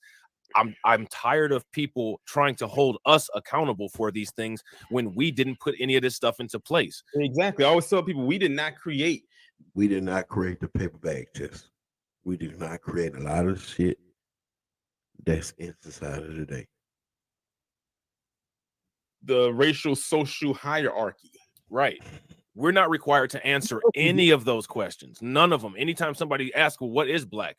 Like AOC. What do you mean, what is black? You're It's a not you. lawmaker. Right. It's not you. That's for damn sure. Right. And like you're a lawmaker, and there's laws that were on the books at one point in American history that defined what black is. Why are you asking us that? Man, let's see if we can finish the rest of this out. We got like less than 2 minutes left. Yeah, no doubt, no doubt. They come here and work. They don't cry about their situation. Even Africans that are black, just like you, that suffer the same the same racial prejudice, they work. Facts. It don't matter if your name is John Jones. So none of Myron's, and this is what I want. Like, I want people to pay attention to this when it comes to non-black, especially non-FBA people. None of the solutions ever deal with removing anti-black racism. It's always just shut up and go to work. Exactly, just deal with it. Because suffer through it. What we're trying to do is making them uncomfortable. Exactly. And that's the thing is they don't want us making them uncomfortable. They feel like we are the ones that's like throwing a wrench into a system that they're benefiting from, which he is. Which we are. Which the whole point throwing the wrench. And that's why, again, going back to my point when I was talking about reparations, why they are so against it. Because that would throw that not just a monkey wrench, that'll throw the whole damn tool shed into the system. Bro, look, it'll be just like on the cartoons. The little top will come off of the smokestack. The smoke will be coming out. Bolts will come out. It'll be in black and white. You know what I'm saying? The machine will start breaking. Gears will start flying out of it. The Keme Matumbo, when they pull you over, all they see is black skin. So stop trying to separate. You're a loser because you're a loser. Has nothing to do with, are you some hair or whatever else? Like, Twitter, you guys are out here saying some stupid shit. Oh, well, you're Dominican, so you're not really black, blah, blah, blah. Get the out of here, bro. If he's dark skin, it's actually Dominicans that say that they're not black. It's not us. That part right there. Yep. You know, A lot of them will go around saying that they are not black, even though they share an island, right. with Haiti. And they also, use a caste system because the more lighter skinned bunch of Dominicans out there that probably look like you and I Yeah. that don't get no attention. Yeah, absolutely. Big facts. It don't matter. They're gonna consider him black too. Damn, man. Just accept the fact that you're and you're a loser and keep making excuses for yourself. But don't sit here trying to say, "Oh my God, it's a man. He's holding me down." Out of here, So man. okay, so we're not supposed to say the man is holding us down, but at the same time, we're supposed to just deal with racism, police brutality, and all of that stuff that you in your own commentary just admitted existed. You admitted it existed, but we're not supposed to say anything about it because despite the fact that you saying that it existed, it has no effect. Like, make that make sense. Cause he dumb. Yeah, I could have said it better myself. I would have used less language, but They go to Goofy. When I tell you this dude is so problematic, I'm gonna call out all of them right now for this thing. Cause I've been on here 2-something hours. You, black conservative perspective is problematic. Officer Tatum, aka Officer Tatum, problematic. Anton Daniels, problematic. Angry Man, problematic. Candace Owen, problematic. I mean, I seen one LFR family, some problematic. Anybody who reacting to Tommy so well, he must have been right. Dang, they had with the Buckeyes, problematic. I have issues with these black people who go out of their way to try to undermine the culture, the community, for master money. those are facts. Those are facts. I mean, at the end of the day, people who are not successful tend to make excuses for why they're not successful instead of just working hard. Right? You work hard, you work smart, you take risks. You will find success. It might not be immediate, but at some point you will, right? Especially in this country. And people. And I got a question for Greg Foreman, and this is a good picture to use. What is your formula for success? I just want to know what his formula for success is. We should start because if we can look through his YouTube channel, shitting on black people is his formula for success. Formula for success is shitting on black folk, going out of his way and shitting on black folk.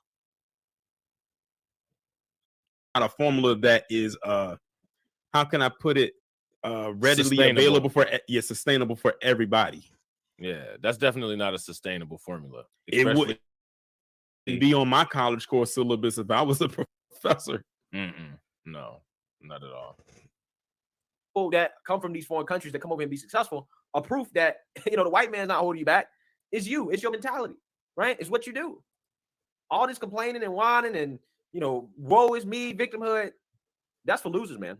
Right? That's for people that's not ever gonna be successful. Well, isn't that the pot calling the kettle black, calling us losers? No, you know what is for losers? What's for losers is following the rules of people that violate you. That's what's for losers. That's what for losers. People that's always gonna stay at the bottom. So yeah, that was facts. A lot of people not gonna like to hear that, but that was 100% facts. Let me know what you guys think. Make sure you like, comment, and subscribe. Okay. Yeah, I think that was about 100%. Cool, Alex. Very much so, because all he kept saying through this whole commentary is that it was facts, and no, it wasn't. Right.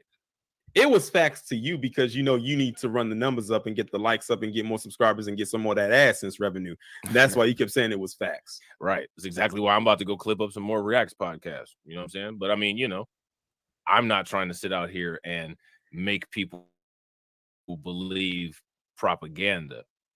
Greg Foreman is invested in getting people to believe propaganda because instead of being ethical and actually, doing something positive, he's more about, as he said, the individual accomplishment. And his individual accomplishment is he's milking the cash cow while it's full. It is what it is, but that's not a sustainable model for long-term success. It really isn't. I wonder if has he ever done any speaking engagements, and what has he said there? I'm scared. I know I'm scared to ask. I already did though. I'm sure he has. He's and I've actually seen him do some debates. I think he debated Mark Lamoiste Hill. That's an easy win for him. Honestly, I think I don't know what ended up happening. I think Mark Lamoiste Hill, I think, hung up on him or something. See that's why I said, well, that was an easy debate for him because like Well, it seemed like this is the end of the live stream. Y'all did a good job, Torian Rain and Black Light Revelations too. You know how to fuck with y'all because y'all part of the B1 Black First community. Like I said, I get triggered by a lot of these dudes out here. They say they got a term called hate watching. Yo, I watch them just so I can disagree with them. I done left plenty of comments. Never got a response because my comments be too real for them. Answer this for me. If you got all these solutions, what about this? Crickets. Crickets. Anti-black racism within the black community. Keep on cutting your check. Keep on cashing it. Keep on getting paid. But we see who you is. We know who you is. We identify who you is.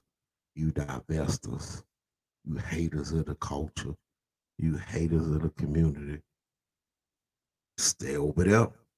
Don't fuck with us. We don't fuck with you.